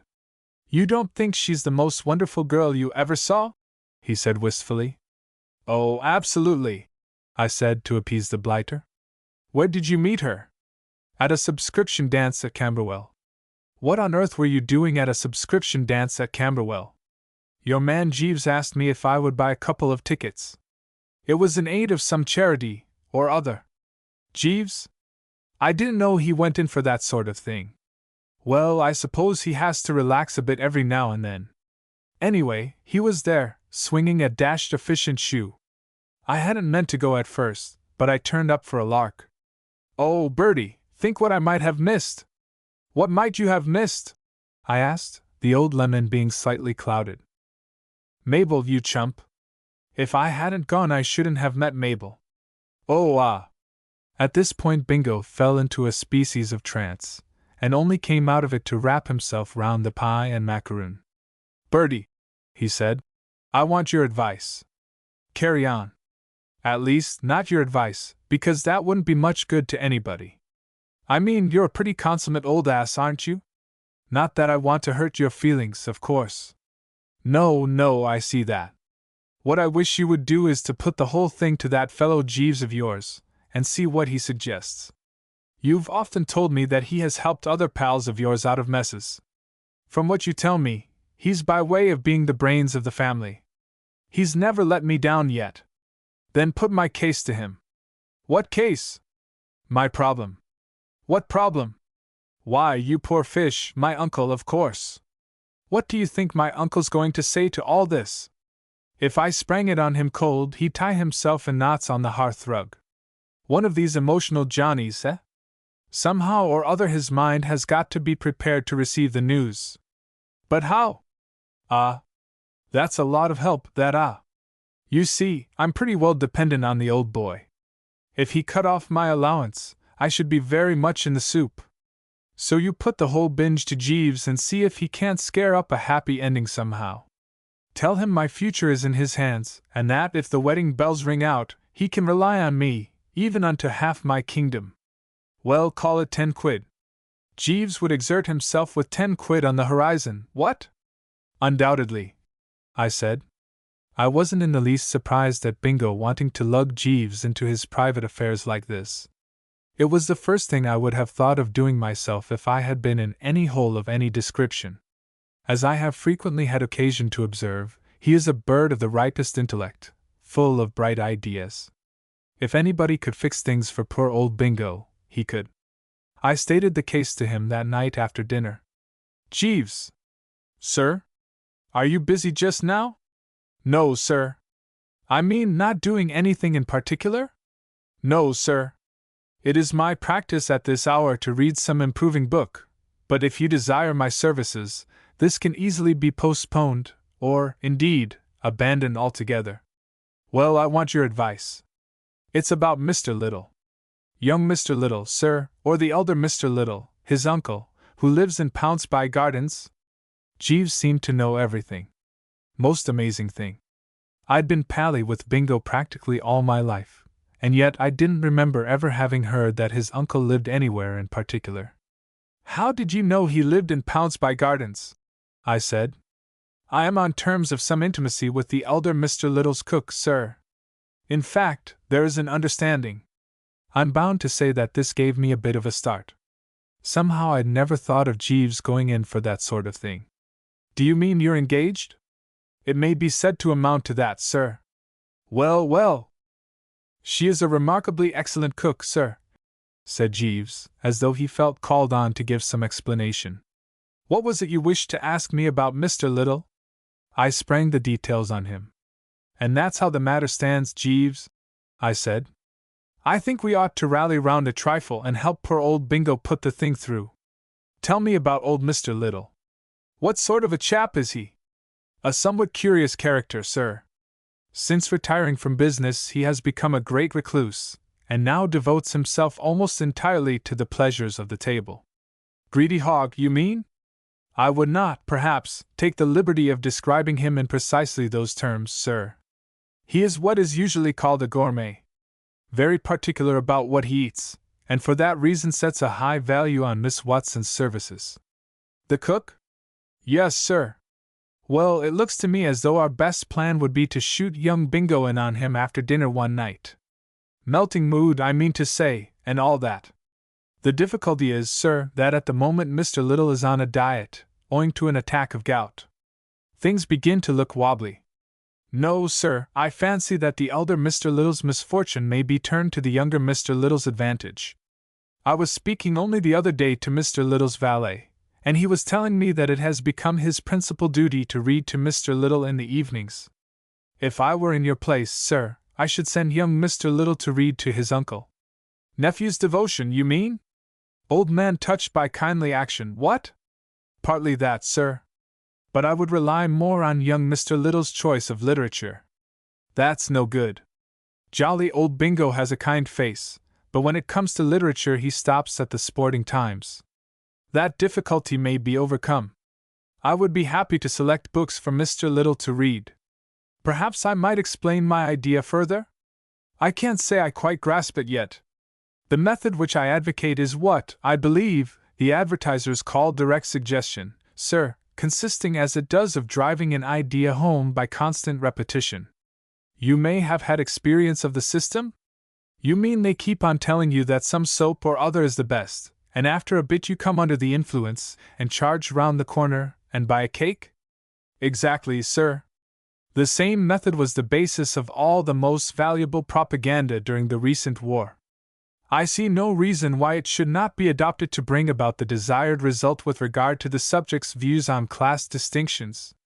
If young Mr. Little were to read day after day to his uncle a series of narratives in which marriage with young persons of an inferior social status was held up as both feasible and admirable, I fancy it would prepare the elder Mr. Little's mind for the reception of the information that his nephew wishes to marry a waitress in a tea shop. Are there any books of that sort nowadays? The only ones I ever see mentioned in the papers are about married couples who find life gray, and can't stick each other at any price.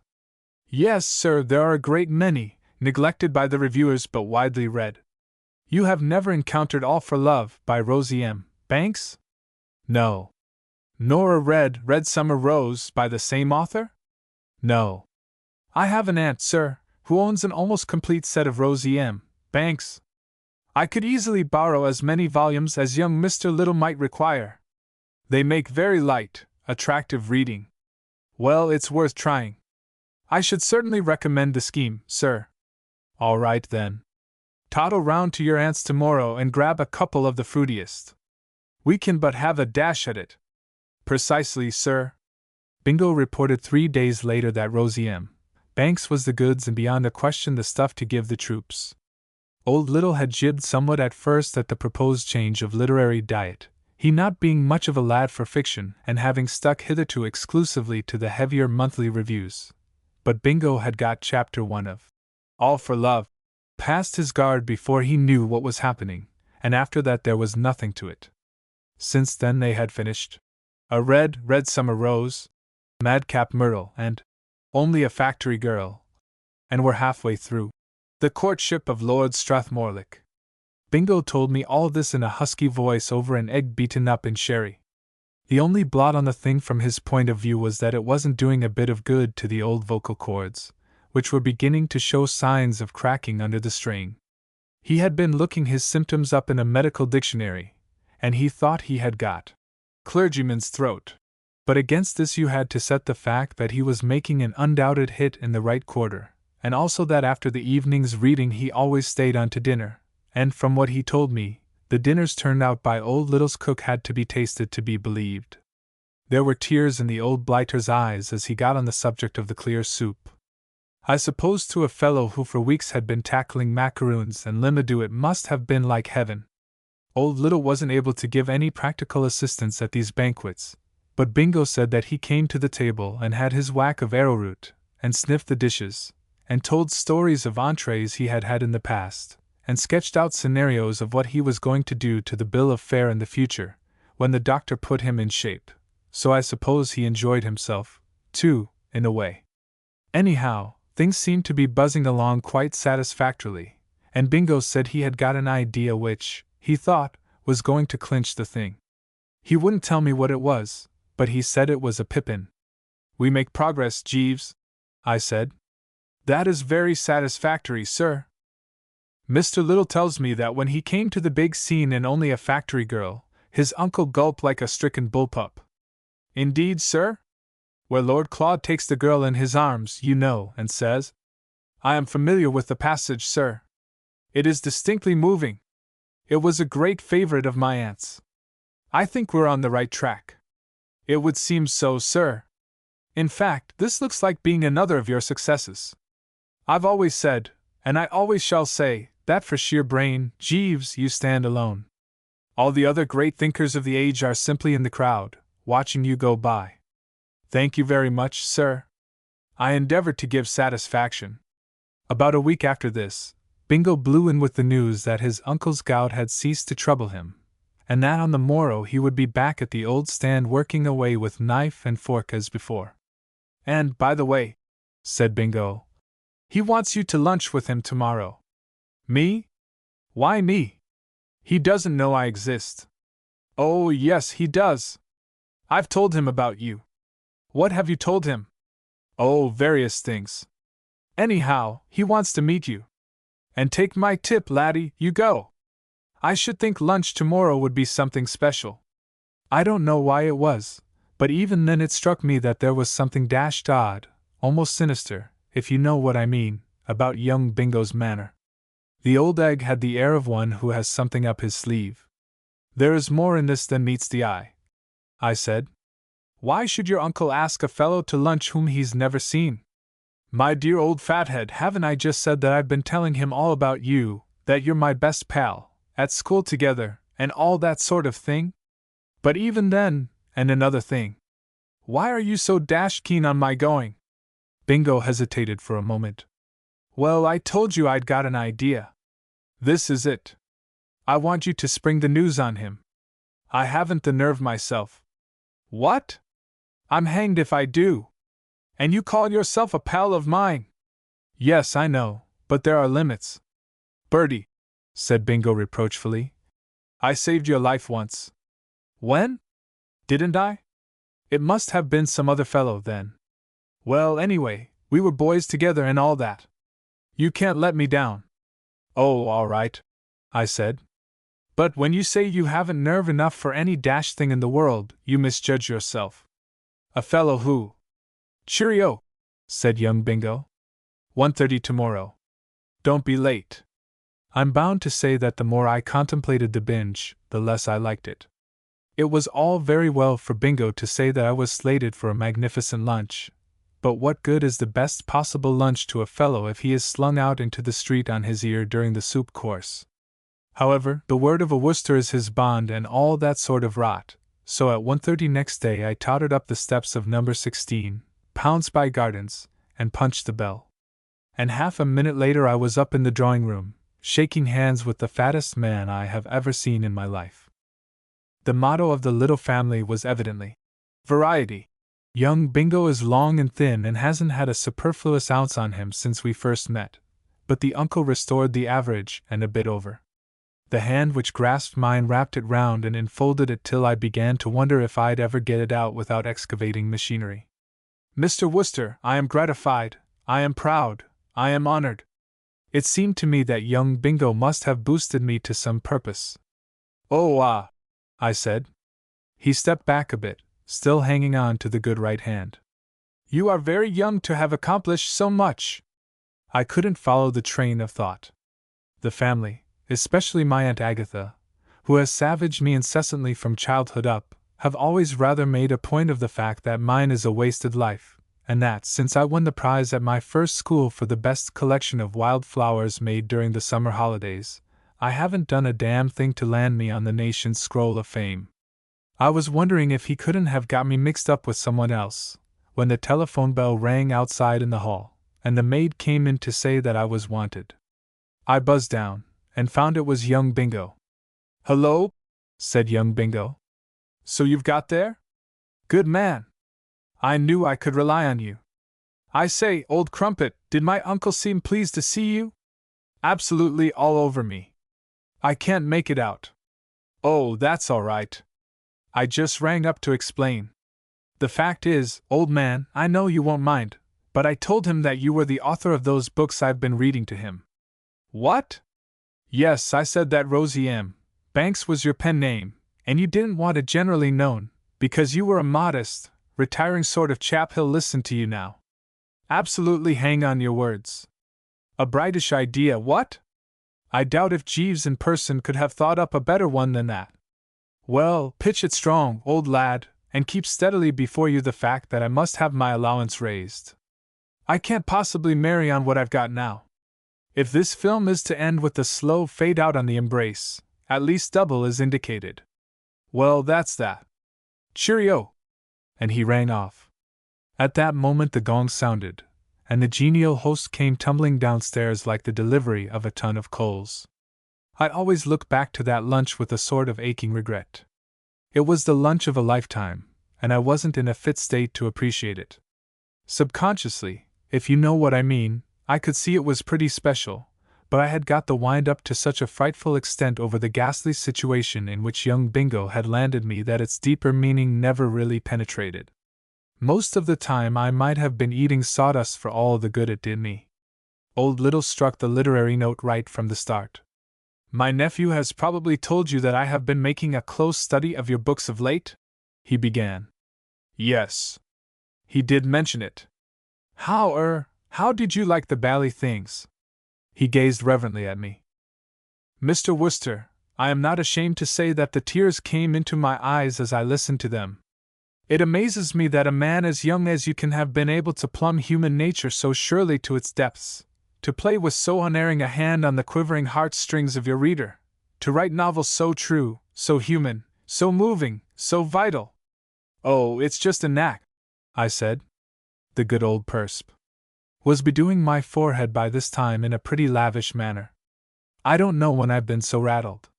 Do you find the room a trifle warm? Oh, no, rather not. Just right. Then it's the pepper. If my cook has a fault, which I am not prepared to admit, it is that she is inclined to stress the pepper a trifle in her made dishes. By the way, do you like her cooking? I was so relieved that we had got off the subject of my literary output that I shouted approval in a ringing baritone. I am delighted to hear it, Mr. Wooster. I may be prejudiced, but to my mind that woman is a genius. Absolutely, I said. She has been with me 7 years, and in all that time I have not known her guilty of a single lapse from the highest standard. Except once, in the winter of 1917, when a purist might have condemned a certain mayonnaise of hers as lacking in creaminess. But one must make allowances. There had been several air raids about that time, and no doubt the poor woman was shaken. But nothing is perfect in this world, Mr. Wooster, and I have had my cross to bear. For 7 years I have lived in constant apprehension lest some evilly disposed person might lure her from my employment. To my certain knowledge she has received offers, lucrative offers, to accept service elsewhere. You may judge of my dismay, Mr. Wooster, when only this morning the bolt fell. She gave notice. Good Lord! Your consternation does credit, if I may say so, to the heart of the author of A Red Summer Rose. But I am thankful to say the worst has not happened. The matter has been adjusted. Jane is not leaving me. Good egg. Good egg, indeed, though the expression is not familiar to me. I do not remember having come across it in your books. And speaking of your books, may I say that what has impressed me about them even more than the moving poignancy of the actual narrative, is your philosophy of life. If there were more men like you, Mr. Wooster, London would be a better place. This was dead opposite to my Aunt Agatha's philosophy of life, she having always rather given me to understand that it is the presence in it of chappies like me that makes London more or less of a plague spot. But I let it go. Let me tell you, Mr. Wooster, that I appreciate your splendid defiance of the outworn fetishes of a purblind social system. I appreciate it. You are big enough to see that rank is but the guinea stamp and that, in the magnificent words of Lord Bletchmore in Only a Factory Girl, be her origin ne'er so humble, a good woman is the equal of the finest lady on earth. I sat up. I say, do you think that? I do, Mr. Wooster. I am ashamed to say that there was a time when I was like other men, a slave to the idiotic convention which we call class distinction. But since I read your books, I might have known it. Jeeves had done it again. You think it's all right for a chappie in what you might call a certain social position to marry a girl of what you might describe as the lower classes? Most assuredly I do, Mr. Wooster. I took a deep breath, and slipped him the good news. Young Bingo, your nephew, you know, wants to marry a waitress, I said. I honor him for it, said Old Little. You don't object? On the contrary. I took another deep breath and shifted to the sordid side of the business. I hope you won't think I'm butting in, don't you know, I said. But, well, how about it? I fear I do not quite follow you. Well, I mean to say, his allowance and all that. The money you're good enough to give him. He was rather hoping that you might see your way to jerking up the total a bit. Old Little shook his head regretfully. I fear that can hardly be managed. You see, a man in my position is compelled to save every penny. I will gladly continue my nephew's existing allowance, but beyond that I cannot go. It would not be fair to my wife. What? But you're not married? Not yet. But I propose to enter upon that holy state almost immediately. The lady who for years has cooked so well for me honored me by accepting my hand this very morning. A cold gleam of triumph came into his eye. Now let him try to get her away from me, he muttered defiantly. Young Mr. Little has been trying frequently during the afternoon to reach you on the telephone, sir, said Jeeves that night when I got home. I'll bet he has, I said. I had sent poor old Bingo an outline of the situation by messenger boy shortly after lunch. He seemed a trifle agitated. I don't wonder. Jeeves, I said, so brace up and bite the bullet. I'm afraid I've bad news for you. That scheme of yours, reading those books to old Mr. Little and all that, has blown out a fuse. They did not soften him? They did. That's the whole bally trouble. Jeeves, I'm sorry to say that fiancée of yours, Miss Watson, you know, the cook, you know, well, the long and the short of it is that she's chosen riches instead of honest worth, if you know what I mean. Sir? She's handed you the mitten and gone, and got engaged to old Mr. Little. Indeed, sir? You don't seem much upset. That fact is, sir, I had anticipated some such outcome. I stared at him. Then what on earth did you suggest the scheme for? To tell you the truth, sir, I was not wholly averse from a severance of my relations with Miss Watson. In fact, I greatly desired it. I respect Miss Watson exceedingly, but I have seen for a long time that we were not suited. Now, the other young person with whom I have an understanding. Great Scott, Jeeves! There isn't another? Yes, sir. How long has this been going on? For some weeks, sir. I was greatly attracted by her when I first met her at a subscription dance at Camberwell. My sainted aunt! Not. Jeeves inclined his head gravely. Yes, sir. By an odd coincidence, it is the same young person that young Mr. Little. I have placed the cigarettes on the small table. Good night, sir. Concealed art.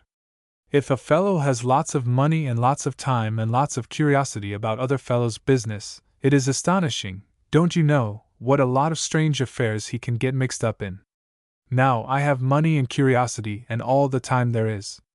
My name's Pepper, Reggie Pepper. My uncle was the colliery owner chappie, and he left me the dickens of a pile. And ever since the lawyer slipped the stuff into my hand, whispering, "It's yours," life seems to have been one thing after another. For instance, the dashed rummy case of dear old Archie. I first ran into old Archie when he was studying in Paris, and when he came back to London he looked me up, and we celebrated. He always liked me because I didn't mind listening to his theories of art. For Archie, you must know, was an artist. Not an ordinary artist either, but one of those fellows you read about who are several years ahead of the times, and paint the sort of thing that people will be educated up to by about 1999 or thereabouts. Well, one day as I was sitting in the club watching the traffic coming up one way and going down the other, and thinking nothing in particular, in blew the old boy. He was looking rather worried. "Reggie, I want your advice." "You shall have it," I said. "State your point, old top." "It's like this, I'm engaged to be married. My dear old scout, a million con." "Yes, I know. Thanks very much, and all that, but listen. What's the trouble? Don't you like her?" A kind of rapt expression came over his face. "Like her? Why, she's the only—" He gibbered for a spell. When he had calmed down, I said, "Well then, what's your trouble?" "Reggie," he said, Do you think a man is bound to tell his wife all about his past life? Oh, well, I said. Of course, I suppose she's prepared to find that a man has, sowed his wild oats, don't you know, and all that sort of thing, and. He seemed quite irritated. Don't be a chump. It's nothing like that. Listen. When I came back to London and started to try and make a living by painting, I found that people simply wouldn't buy the sort of work I did at any price. Do you know, Reggie, I've been at it 3 years now, and I haven't sold a single picture. I whooped in a sort of amazed way, but I should have been far more startled if he told me he had sold a picture. I've seen his pictures, and they are like nothing on earth. So far as I can make out what he says, they aren't supposed to be. There's one in particular called The Coming of Summer, which I sometimes dream about when I've been hitting it up a shade too vigorously. It's all dots and splashes, with a great eye staring out of the middle of the mess. It looks as if summer, just as it was on the way, had stubbed its toe on a balm. He tells me it's his masterpiece, and that he will never do anything like it again. I should like to have that in writing. Well, artists eat, just the same as other people, he went on. And personally I like mine often and well cooked. Besides which, my sojourn in Paris gave me a rather nice taste in light wines. The consequence was that I came to the conclusion, after I had been back a few months, that something had to be done. Reggie, do you by any remote chance read a paper called Funny Slices? Every week. He gazed at me with a kind of wistful admiration. I envy you, Reggie. Fancy being able to make a statement like that openly and without fear. Then I take it you know the Donut family? I should say I did. His voice sank almost to a whisper, and he looked over his shoulder nervously. Reggie, I do them. You what? I do them, draw them, paint them. I am the creator of the Donut family. I stared at him, absolutely astounded. I was simply dumb. It was the biggest surprise of my life. Why, dash it, the Donut family was the best thing in its line in London.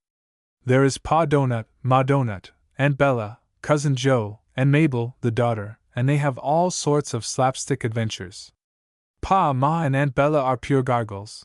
Cousin Joe is a little more nearly semi-human, and Mabel is a perfect darling. I had often wondered who did them, for they weren't signed, and I had often thought what a deuced brainy fellow the chap must be. And all the time it was old Archie. I stammered as I tried to congratulate him. He winced. Don't goggle, Reggie, there's a good fellow, he said. My nerves are all on edge. Well, as I say, I do the doughnuts. It was that or starvation. I got the idea one night when I had a toothache, and next day I took some specimens round to an editor. He rolled in his chair, and told me to start in and go on till further notice. Since then I have done them without a break. Well, there's the position. I must go on drawing these infernal things, or I shall be penniless. The question is, am I to tell her? Tell her? Of course you must tell her. Ah, but you don't know her, Reggie. Have you ever heard of Eunice Nugent? Not to my knowledge. As she doesn't sprint up and down the doorway at the Hippodrome, I didn't suppose you would. I thought this rather uncalled for, seeing that, as a matter of fact, I scarcely know a dozen of the Hippodrome chorus, but I made allowances for his state of mind. She's a poetess, he went on, and her work has appeared in lots of good magazines. My idea is that she would be utterly horrified if she knew, and could never be quite the same to me again. But I want you to meet her and judge for yourself.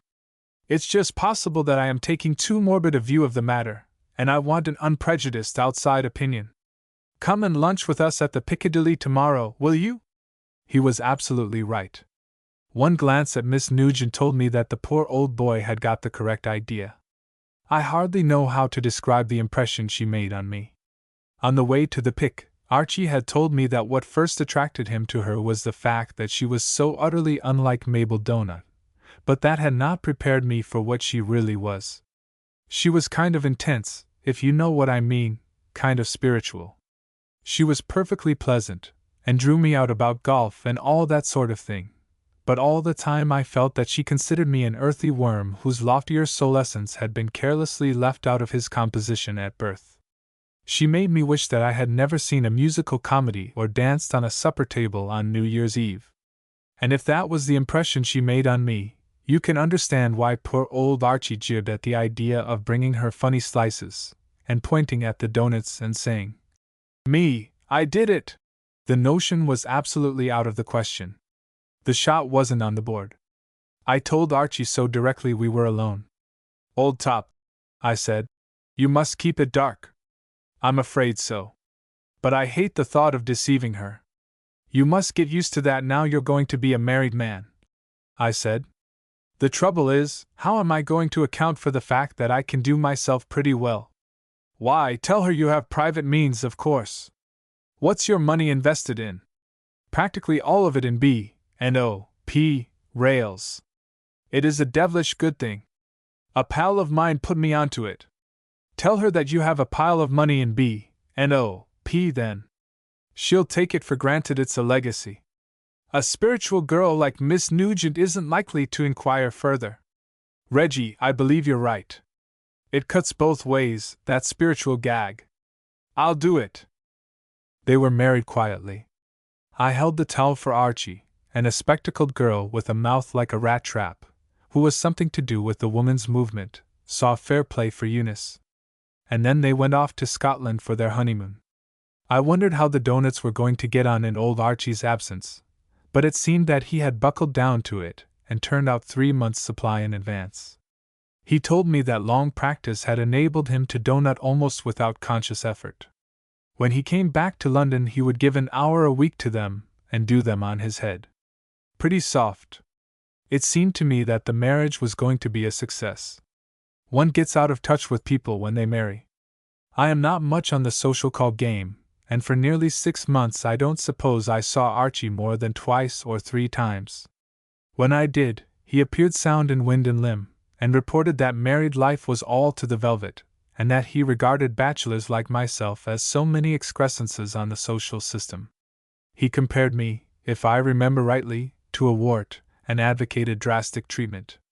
It was perhaps 7 months after he had told Eunice that he endowed her with all his worldly goods, she not suspecting what the parcel contained, that he came to me unexpectedly one afternoon with a face so long and sick-looking that my finger was on the button and I was ordering brandy and soda before he had time to speak.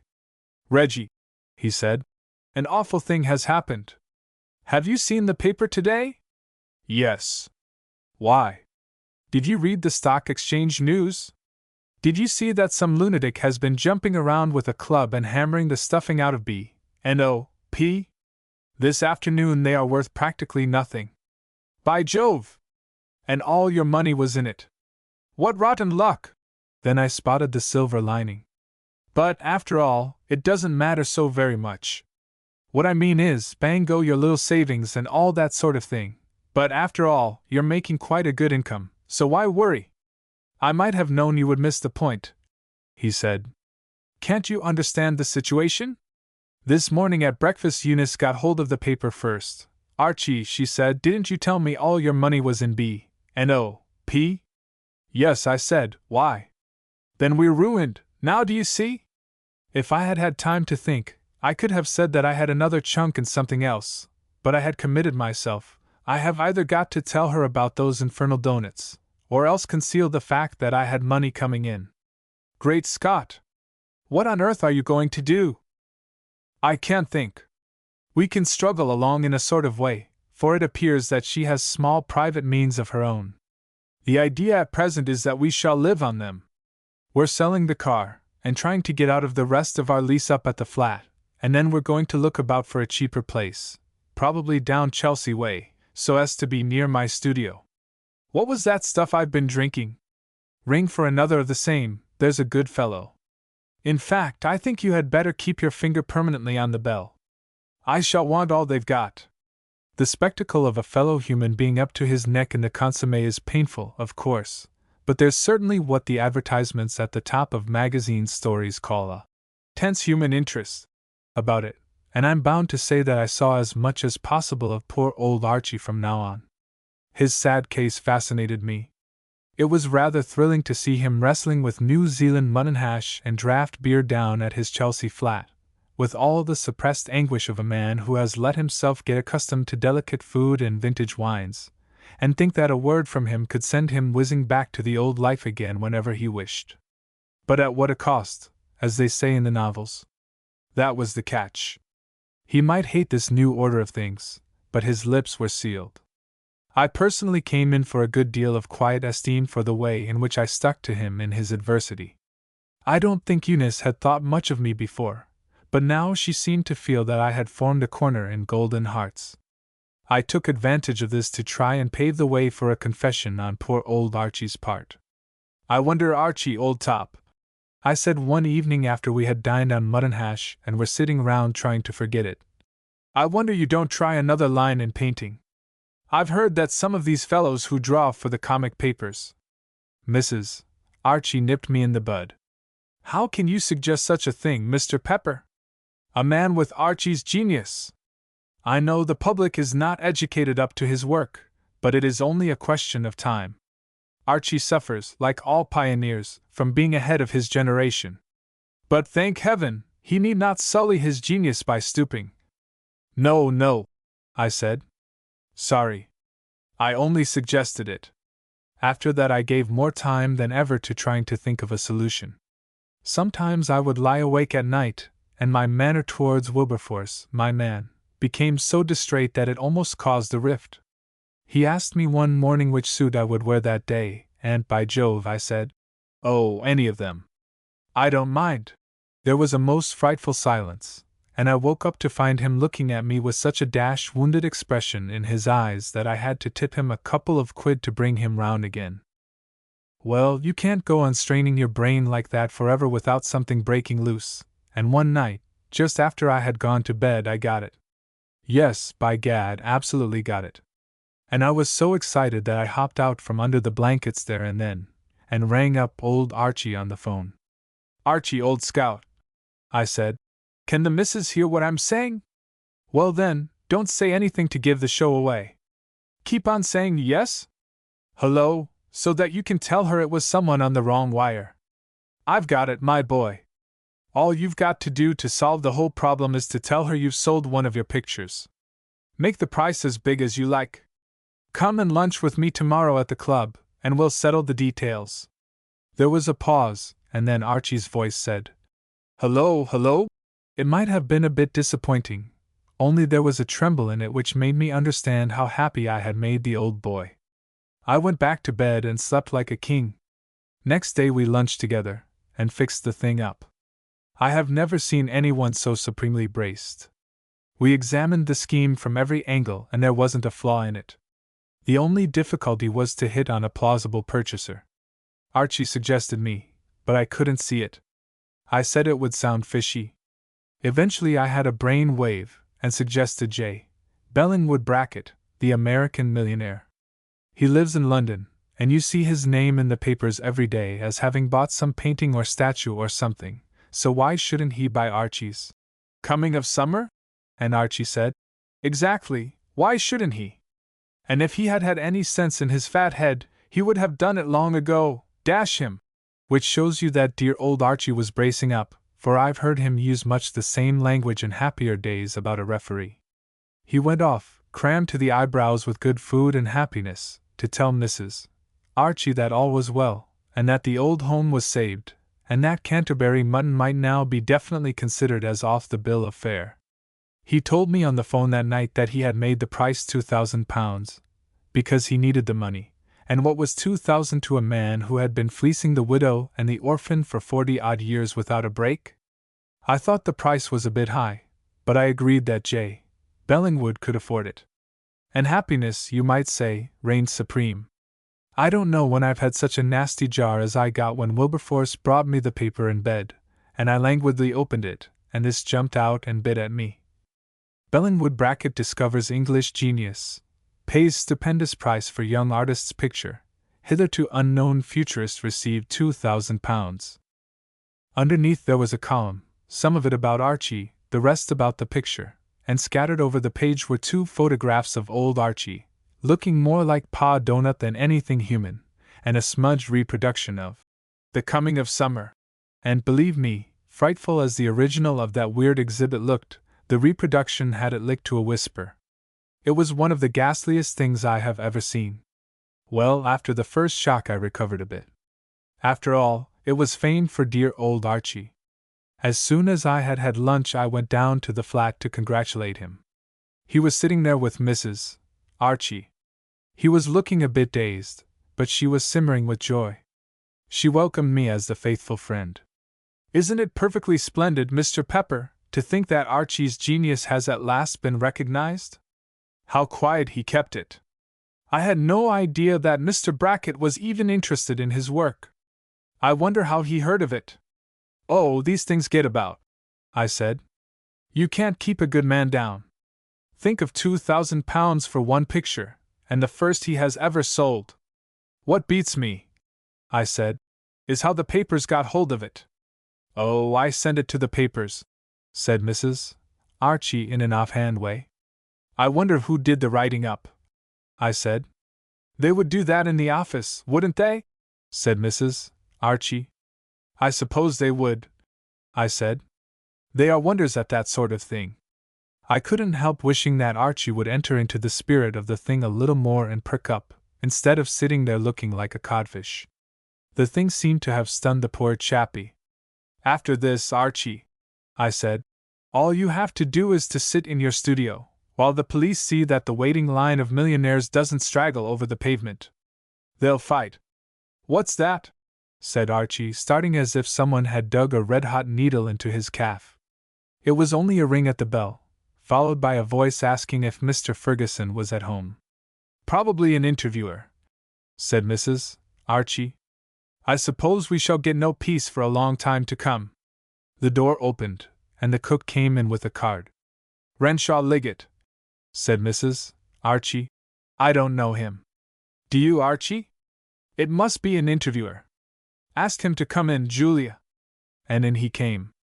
My knowledge of chappies in general, after a fairly wide experience, is that some chappies seem to kind of convey an atmosphere of unpleasantness the moment you come into contact with them. Renshaw Liggett gave me this feeling directly he came in, and when he fixed me with a sinister glance and said, "Mr. Ferguson?" I felt inclined to say, "Not guilty." I backed a step or two and jerked my head towards Archie, and Renshaw turned the searchlight off me and switched it on to him. "You are Mr. Archibald Ferguson, the artist?" Archie nodded pallidly, and Renshaw nodded, as much as to say that you couldn't deceive him. He produced a sheet of paper. It was the middle page of the Mail. "You authorized the publication of this?" Archie nodded again. "I represent Mr. Brackett. The publication of this most impudent fiction has caused Mr. Brackett extreme annoyance, and, as it might also lead to other and more serious consequences, I must insist that a full denial be published without a moment's delay." "What do you mean?" cried Mrs. Archie. "Are you mad?" She had been standing, listening to the conversation in a sort of trance. Now she jumped into the fight with a vim that turned Renshaw's attention to her in a second. "No, madam, I am not mad. Nor, despite the interested assertions of certain parties whom I need not specify by name, is Mr. Brackett. It may be news to you, Mrs. Ferguson, that an action is even now pending in New York, whereby certain parties are attempting to show that my client, Mr. Brackett, is non-compos and should be legally restrained from exercising control over his property. Their case is extremely weak, for even if we admit their contention that our client did, on the 18th of June last, attempt to walk up Fifth Avenue in his pajamas, we shall be able to show that his action was the result of an election bet. But as the parties to whom I have alluded will undoubtedly snatch at every straw in their efforts to prove that Mr. Brackett is mentally infirm, the prejudicial effect of this publication cannot be overestimated. Unless Mr. Brackett can clear himself of the stigma of having given £2,000 for this extraordinary production of an absolutely unknown artist, the strength of his case must be seriously shaken. I may add that my client's lavish patronage of art is already one of the main planks in the platform of the parties already referred to. They adduce his extremely generous expenditure in this direction as evidence that he is incapable of a proper handling of his money. I need scarcely point out with what sinister pleasure, therefore, they must have contemplated this. and he looked at the coming of summer as if it were a black beetle. I must say, much as I disliked the blighter, I couldn't help feeling that he had right on his side. It hadn't occurred to me in quite that light before, but considering it calmly now, I could see that a man who would disgorge 2,000 of the best for Archie's futurist masterpiece might very well step straight into the nut factory, and no questions asked. Mrs. Archie came right back at him, as game as you please. I am sorry for Mr. Brackett's domestic troubles, but my husband can prove without difficulty that he did buy the picture. Can't you, dear? Archie, extremely white about the gills, looked at the ceiling and at the floor and at me and Renshaw Liggett. No, he said finally. I can't. Because he didn't. Exactly, said Renshaw. And I must ask you to publish that statement in tomorrow's papers without fail. He rose and made for the door. My client has no objection to young artists advertising themselves, realizing that this is an age of strenuous competition, but he firmly refuses to permit them to do it at his expense. Good afternoon. And he legged it, leaving behind him one of the most chunky silences I have ever been mixed up in. For the life of me, I couldn't see who was to make the next remark. I was jolly certain that it wasn't going to be me. Eventually Mrs. Archie opened the proceedings. What does it mean? Archie turned to me with a sort of frozen calm. Reggie, would you mind stepping into the kitchen and asking Julia for this week's funny slices? I know she has it. He was right. She unearthed it from a cupboard. I trotted back with it to the sitting room. Archie took the paper from me and held it out to his wife, donuts uppermost. Look, he said. She looked. I do them. I have done them every week for 3 years. No, don't speak yet. Listen. This is where all my money came from, all the money I lost when B&O.P. rails went smash. And this is where the money came from to buy The Coming of Summer. It wasn't Brackett who bought it, it was myself. Mrs. Archie was devouring the doughnuts with wide-open eyes. I caught a glimpse of them myself, and only just managed not to laugh, for it was the set of pictures where Pa Donut tries to fix the electric light, one of the very finest things dear old Archie had ever done. I don't understand, she said. I draw these things. I have sold my soul. Archie! He winced, but stuck to it bravely. Yes, I knew how you would feel about it, and that was why I didn't dare to tell you, and why we fixed up this story about old Brackett. I couldn't bear to live on you any longer, and to see you roughing it here, when we might be having all the money we wanted. Suddenly, like a boiler exploding, she began to laugh. They're the funniest things I ever saw in my life. She gurgled. Mr. Pepper, do look! He's trying to cut the electric wire with the scissors, and everything blazes up. And you've been hiding this from me all that time! Archie goggled dumbly. She dived at a table, and picked up a magazine, pointing to one of the advertisement pages. Read! She cried. Read it aloud. And in a shaking voice Archie read. You think you are perfectly well, don't you? You wake up in the morning and spring out of bed and say to yourself that you have never been better in your life. You're wrong. Unless you are avoiding coffee as you would avoid the man who always tells you the smart things his little boy said yesterday, and drinking safety first Molosine for breakfast, you cannot be perfectly well. It is a physical impossibility. Coffee contains an appreciable quantity of the deadly drug caffeine, and therefore. I wrote that, she said. And I wrote the advertisement of the Spiller baby food on page 94, and the one about the preeminent breakfast sausage on page 86. Oh, Archie dear, the torments I have been through, fearing that you would some day find me out and despise me. I couldn't help it. I had no private means, and I didn't make enough out of my poetry to keep me in hats. I learned to write advertisements 4 years ago at a correspondence school, and I've been doing them ever since. And now I don't mind you knowing, now that you have told me this perfectly splendid news. Archie! She rushed into his arms like someone charging in for a bowl of soup at a railway station buffet. And I drifted out? It seemed to me that this was a scene in which I was not on. I sidled to the door and slid forth. They didn't notice me. My experience is that nobody ever does much. The test case. Well-meaning chappies at the club sometimes amble up to me and tap me on the wishbone, and say, "Reggie, old top. My name's Reggie Pepper. You ought to get married, old man." Well, what I mean to say is, it's all very well, and I see their point and all that sort of thing, but it takes two to make a marriage, and to date I haven't met a girl who didn't seem to think the contract was too big to be taken on. Looking back, it seems to me that I came nearer to getting over the home plate with Aunt Selby than with most of the others. In fact, but for circumstances over which I had no control, I am inclined to think that we should have brought it off. I'm bound to say that, now that what the poet Chappie calls the first fine frenzy has been on the ice for a while and I am able to consider the thing calmly, I am deuced glad we didn't. She was one of those strong-minded girls, and I hate to think of what she would have done to me. At the time, though, I was frightfully in love, and for quite a while after she definitely gave me the mitten, I lost my stroke at golf so completely that a child could have given me a stroke a hole and got away with it. I was all broken up, and I contend to this day that I was badly treated. Let me give you what they call the data. One day I was lunching with Anne, and was just proposing to her as usual, when, instead of simply refusing me, as she generally did, she fixed me with a thoughtful eye and kind of opened her heart. "Do you know, Reggie, I am in doubt." "Give me the benefit of it," I said. Which I maintain was pretty good on the spur of the moment, but didn't get a hand. She simply ignored it, and went on. "Sometimes," she said, "you seem to me entirely vapid and brainless. At other times you say or do things which suggest that there are possibilities in you, that, properly stimulated and encouraged, you might overcome the handicap of large private means and do something worthwhile.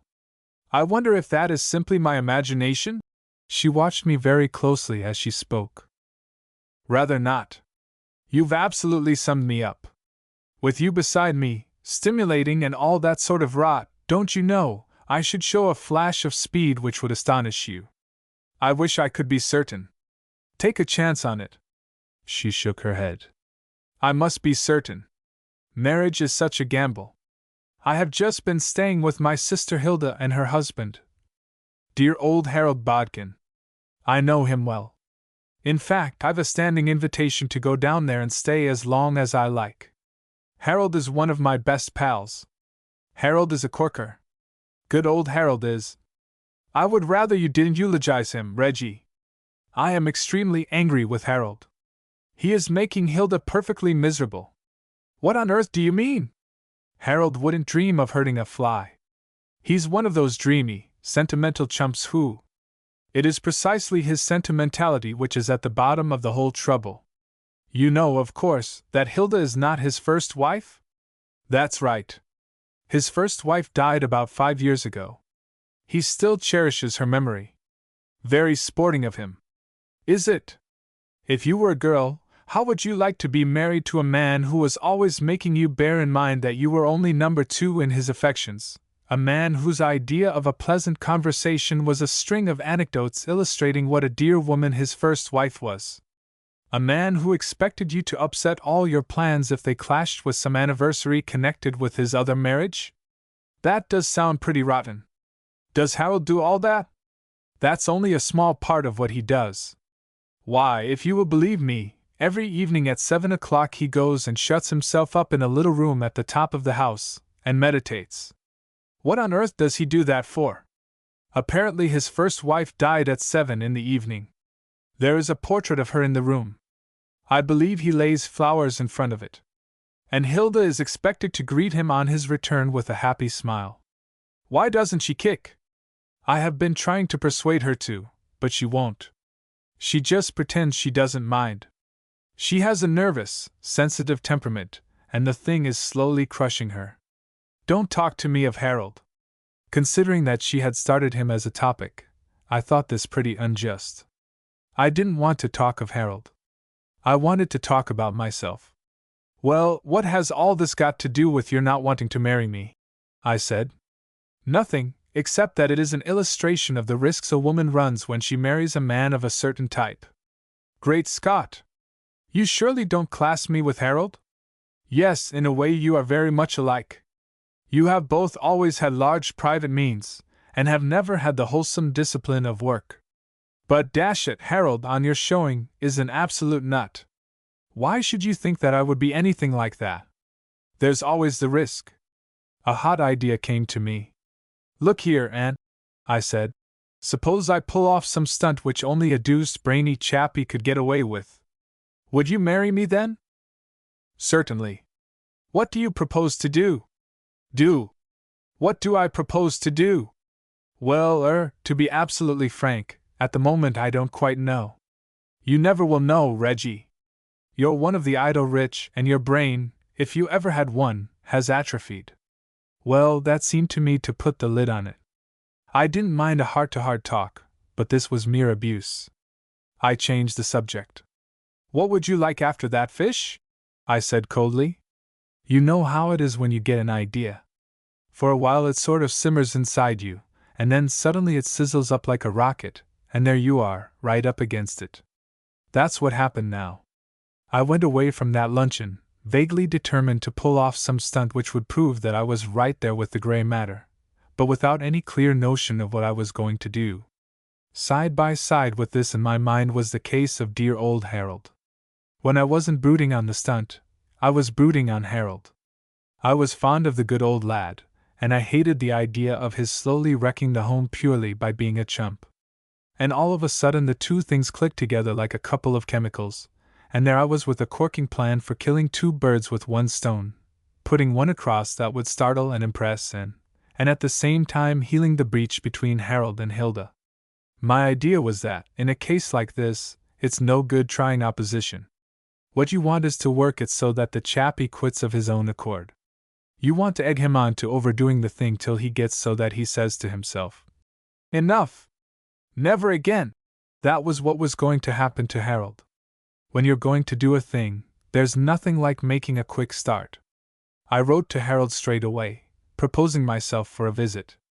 And Harold wrote back telling me to come right along.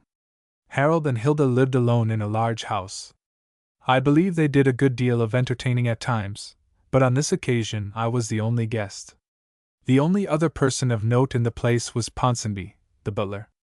Of course, if Harold had been an ordinary sort of chappie, what I had come to do would have been a pretty big order.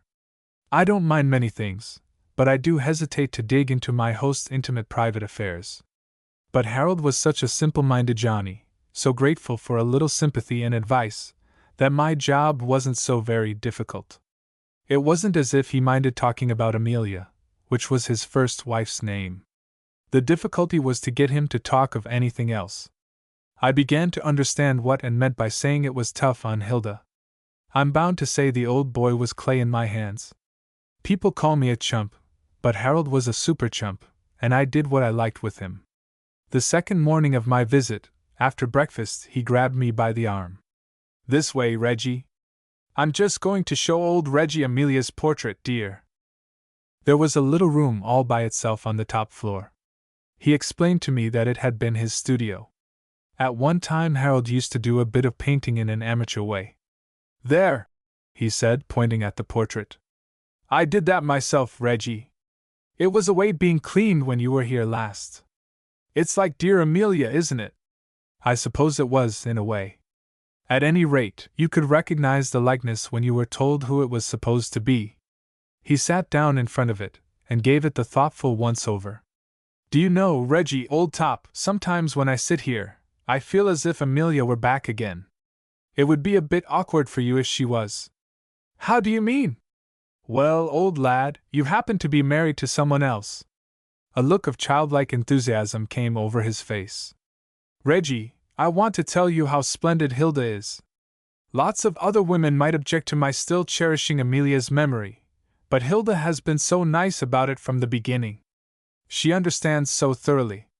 I hadn't much breath left after that, but I used what I had to say. "She doesn't object?" "Not a bit," said Harold. "It makes everything so pleasant." When I had recovered a bit, I said, "What do you mean by everything?" "Well," he said, "for instance, I come up here every evening at 7 and, think for a few minutes." "A few minutes? What do you mean?" "Well, a few minutes isn't long. But I always have my cocktail at 1:15. You could postpone it. And Ponsonby likes us to start dinner at 7:30. What on earth has Ponsonby to do with it?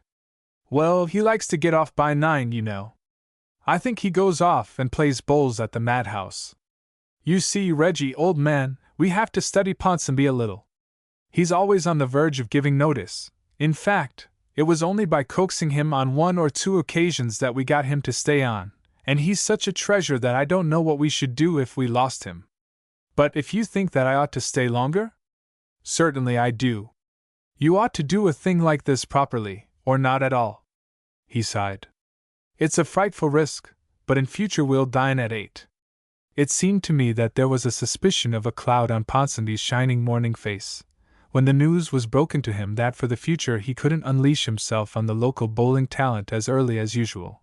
But he made no kick, and the new order of things began. My next offensive movement I attribute to a flash of absolute genius.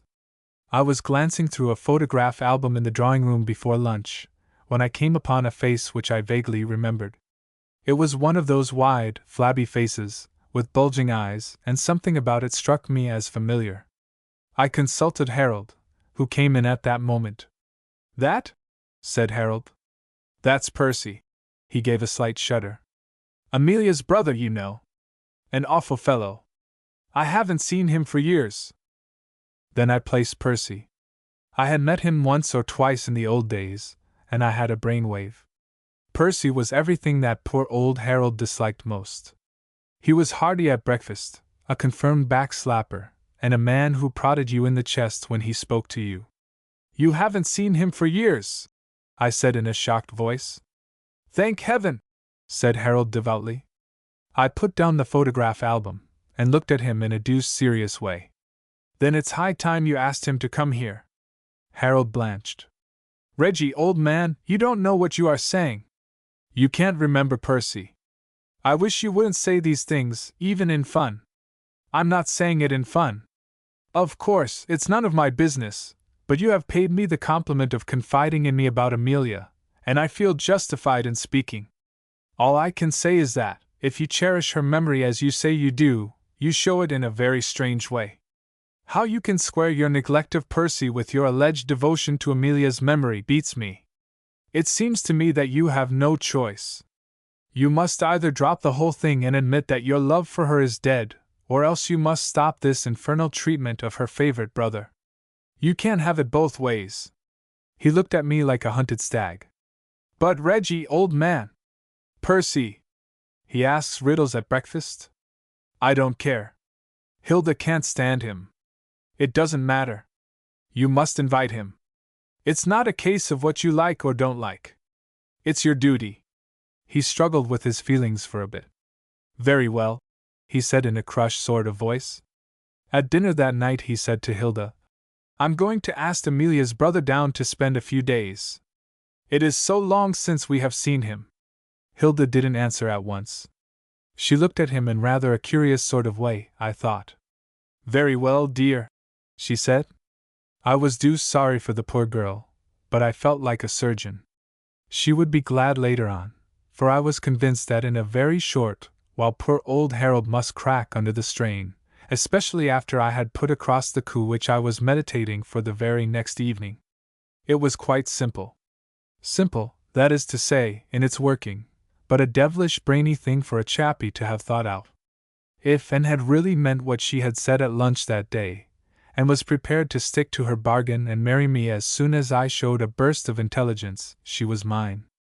What it came to was that, if dear old Harold enjoyed meditating in front of Amelia's portrait, he was jolly well going to have all the meditating he wanted, and a bit over, for my simple scheme was to lurk outside till he had gone into the little room on the top floor, and then, with the aid of one of those jolly little wedges which he used to keep windows from rattling, see to it that the old boy remained there till they sent out search parties. There wasn't a flaw in my reasoning. When Harold didn't roll in at the sound of the dinner gong, Hilda would take it for granted that he was doing an extra bit of meditating that night, and her pride would stop her sending out a hurry call for him. As for Harold, when he found that all was not well with the door, he would probably yell with considerable vim. but it was odds against anyone hearing him. As for me, you might think that I was going to suffer owing to the probable postponement of dinner. Not so, but far otherwise, for on the night I had selected for the coup I was dining out at the neighboring inn with my old college chum Freddie Meadows. It is true that Freddie wasn't going to be within 50 miles of the place on that particular night, but they weren't to know that. Did I describe the peculiar isolation of that room on the top floor, where the portrait was? I don't think I did. It was, as a matter of fact, the only room in those parts, for, in the days when he did his amateur painting, old Harold was strong on the artistic seclusion business and hated noise, and his studio was the only room in use on that floor. In short, to sum up, the thing was a cinch. Punctually at 10 minutes to 7, I was in readiness on the scene. There was a recess with a curtain in front of it a few yards from the door, and there I waited, fondling my little wedge, for Harold to walk up and allow the proceedings to start. It was almost pitch dark, and that made the time of waiting seem longer. Presently, I seemed to have been there longer than 10 minutes, I heard steps approaching. They came past where I stood, and went on into the room. The door closed, and I hopped out and sprinted up to it, and the next moment I had the good old wedge under the wood, as neat a job as you could imagine. And then I strolled downstairs, and toddled off to the inn. I didn't hurry over my dinner, partly because the browsing and sluicing at the inn was really astonishingly good for a roadhouse, and partly because I wanted to give Harold plenty of time for meditation. I suppose it must have been a couple of hours or more when I finally turned in at the front door. Somebody was playing the piano in the drawing room. It could only be Hilda who was playing, and I had doubts as to whether she wanted company just then, mine, at any rate. Eventually I decided to risk it, for I wanted to hear the latest about dear old Harold, so in I went, and it wasn't Hilda at all, it was Aunt Selby. "Hello?" I said. "I didn't know you were coming down here." It seemed so odd, don't you know, as it hadn't been more than 10 days or so since her last visit. "Good evening, Reggie," she said. "What's been happening?" I asked. "How do you know anything has been happening?" "I guessed it." "Well, you're quite right, as it happens, Reggie. A good deal has been happening."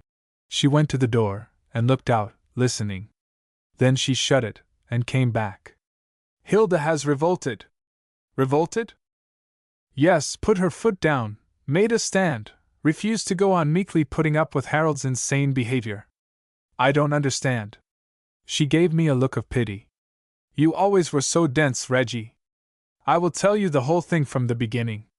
You remember what I spoke to you about, one day when we were lunching together? Well, I don't suppose you have noticed it, I know what you are, but things have been getting steadily worse. For one thing, Harold insisted on lengthening his visits to the top room, and naturally Ponsonby complained. Hilda tells me that she had to plead with him to induce him to stay on. Then the climax came. I don't know if you recollect Amelia's brother Percy? You must have met him when she was alive, a perfectly unspeakable person with a loud voice and overpowering manners. Suddenly, out of a blue sky, Harold announced his intention of inviting him to stay. It was the last straw. This afternoon I received a telegram from poor Hilda, saying that she was leaving Harold and coming to stay with me, and a few hours later the poor child arrived at my apartment. You mustn't suppose that I stood listening silently to this speech. Every time she seemed to be going to stop for breath I tried to horn in and tell her all these things which had been happening were not mere flukes, as she seemed to think, but parts of a deuced carefully planned scheme of my own. Every time I tried to interrupt, and would wave me down, and carry on without so much as a semicolon. But at this point I did manage a word in. I know! I did it all. It was I who suggested to Harold that he should lengthen the meditations, and insisted on his inviting Percy to stay. I had hardly got the words out, when I saw that they were not making the hit I had anticipated. She looked at me with an expression of absolute scorn, don't you know. Well, really, Reggie, she said at last, I never have had a very high opinion of your intelligence, as you know, but this is a revelation to me. What motive you can have had, unless you did it in a spirit of pure mischief. She stopped, and there was a glare of undiluted repulsion in her eyes. Reggie! I can't believe it! Of all the things I loathe most, a practical joker is the worst. Do you mean to tell me you did all this as a practical joke? Great Scott, no! It was like this. I paused for a bare second to collect my thoughts, so as to put the thing clearly to her. I might have known what would happen. She dashed right in and collared the conversation. Well, never mind. As it happens, there is no harm done. Quite the reverse, in fact. Hilda left a note for Harold telling him what she had done, and where she had gone and why she had gone, and Harold found it. The result was that, after Hilda had been with me for some time, he came in a panic and absolutely grovelled before the dear child. It seems incredible, but he had apparently had no notion that his absurd behavior had met with anything but approval from Hilda. He went on as if he were mad. He was beside himself. He clutched his hair and stamped about the room, and then he jumped at the telephone and called this house and got Ponsonby and told him to go straight to the little room on the top floor and take Amelia's portrait down. I thought that a little unnecessary myself, but he was in such a whirl of remorse that it was useless to try and get him to be rational. So Hilda was consoled, and he calmed down, and we all came down here in the automobile. So you see. At this moment the door opened, and in came Harold. I say, hello Reggie, old man, I say, it's a funny thing, but we can't find Ponsonby anywhere. There are moments in a chappie's life, don't you know, when reason, so to speak, totters, as it were, on its bally throne. This was one of them. The situation seemed somehow to have got out of my grip. I suppose, strictly speaking, I ought, at this juncture, to have cleared my throat and said in an audible tone, Harold, old top, I know where Ponsonby is. But somehow I couldn't. Something seemed to keep the words back. I just stood there and said nothing. Nobody seems to have seen anything of him, said Harold. I wonder where he can have got to. Hilda came in, looking so happy I hardly recognized her. I remember feeling how strange it was that anybody could be happy just then. I know, she said. Of course. Doesn't he always go off to the inn and play bowls at this time? Why, of course, said Harold. So he does. And he asked and to play something on the piano. And pretty soon we had settled down to a regular jolly musical evening, and must have played a matter of 2,000 or 3,000 tunes, when Harold got up. By the way, he said, I suppose he did what I told him about the picture before he went out. Let's go and see. Oh, Harold, what does it matter? Asked Hilda. Don't be silly, Harold, said Anne. I would have said the same thing, only I couldn't say anything. Harold wasn't to be stopped. He led the way out of the room and upstairs, and we all trailed after him. We had just reached the top floor, when Hilda stopped and said, Hark! It was a voice. Hi! It said. Hi! Harold legged it to the door of the studio. Ponsonby? From within came the voice again, and I have never heard anything to touch the combined pathos, dignity, and indignation it managed to condense into 2 words. Yes, sir? What on earth are you doing in there? I came here, sir, in accordance with your instructions on the telephone, and… Harold rattled the door. The darned thing stuck. Yes, sir. How on earth did that happen? I could not say, sir. How can the door have stuck like this? Said Anne. Somebody, I suppose it was me, though the voice didn't sound familiar, spoke. Perhaps there's a wedge under it, said this chappie. A wedge? What do you mean? One of those little wedges you use to keep windows from rattling, don't you know? But why? You're absolutely right, Reggie, old man, there is. He yanked it out, and flung the door open, and out came Ponsonby, looking like Lady Macbeth. I wish to give notice, sir, he said, and I should esteem it a favor if I might go to the pantry and procure some food, as I am extremely hungry. And he passed from our midst, with Hilda after him, saying, But Ponsonby! Be reasonable, Ponsonby! And Selby turned on me with a swish. Reggie, she said, did you shut Ponsonby in there? Well, yes, as a matter of fact I did. But why? Asked Harold. Well, to be absolutely frank, old top, I thought it was you. You thought it was me? But why? What did you want to lock me in for? I hesitated. It was a delicate business telling him the idea. And while I was hesitating, and jumped in. I can tell you why, Harold. It was because Reggie belongs to that subspecies of humanity known as practical jokers. This sort of thing is his idea of humor. Humor! Losing us a priceless butler, said Harold. If that's your idea of... Hilda came back, pale and anxious. Harold, dear, do come and help me reason with Ponsonby. He is in the pantry gnawing a cold chicken, and he only stops to say I give notice. Yes, said Anne. Go, both of you. I wished to speak to Reggie alone. That's how I came to lose, and at intervals during her remarks I tried to put my side of the case, but it was no good. She wouldn't listen. And presently something seemed to tell me that now was the time to go to my room and pack. Half an hour later I slid silently into the night. Wasn't it Shakespeare or somebody who said that the road to hell, or words to that effect, was paved with good intentions? If it was Shakespeare, it just goes to prove what they are always saying about him, that he knew a bit. Take it from one who knows, the old boy was absolutely right. End of Project Gutenberg's Death at the Excelsior by P. G. Wodehouse.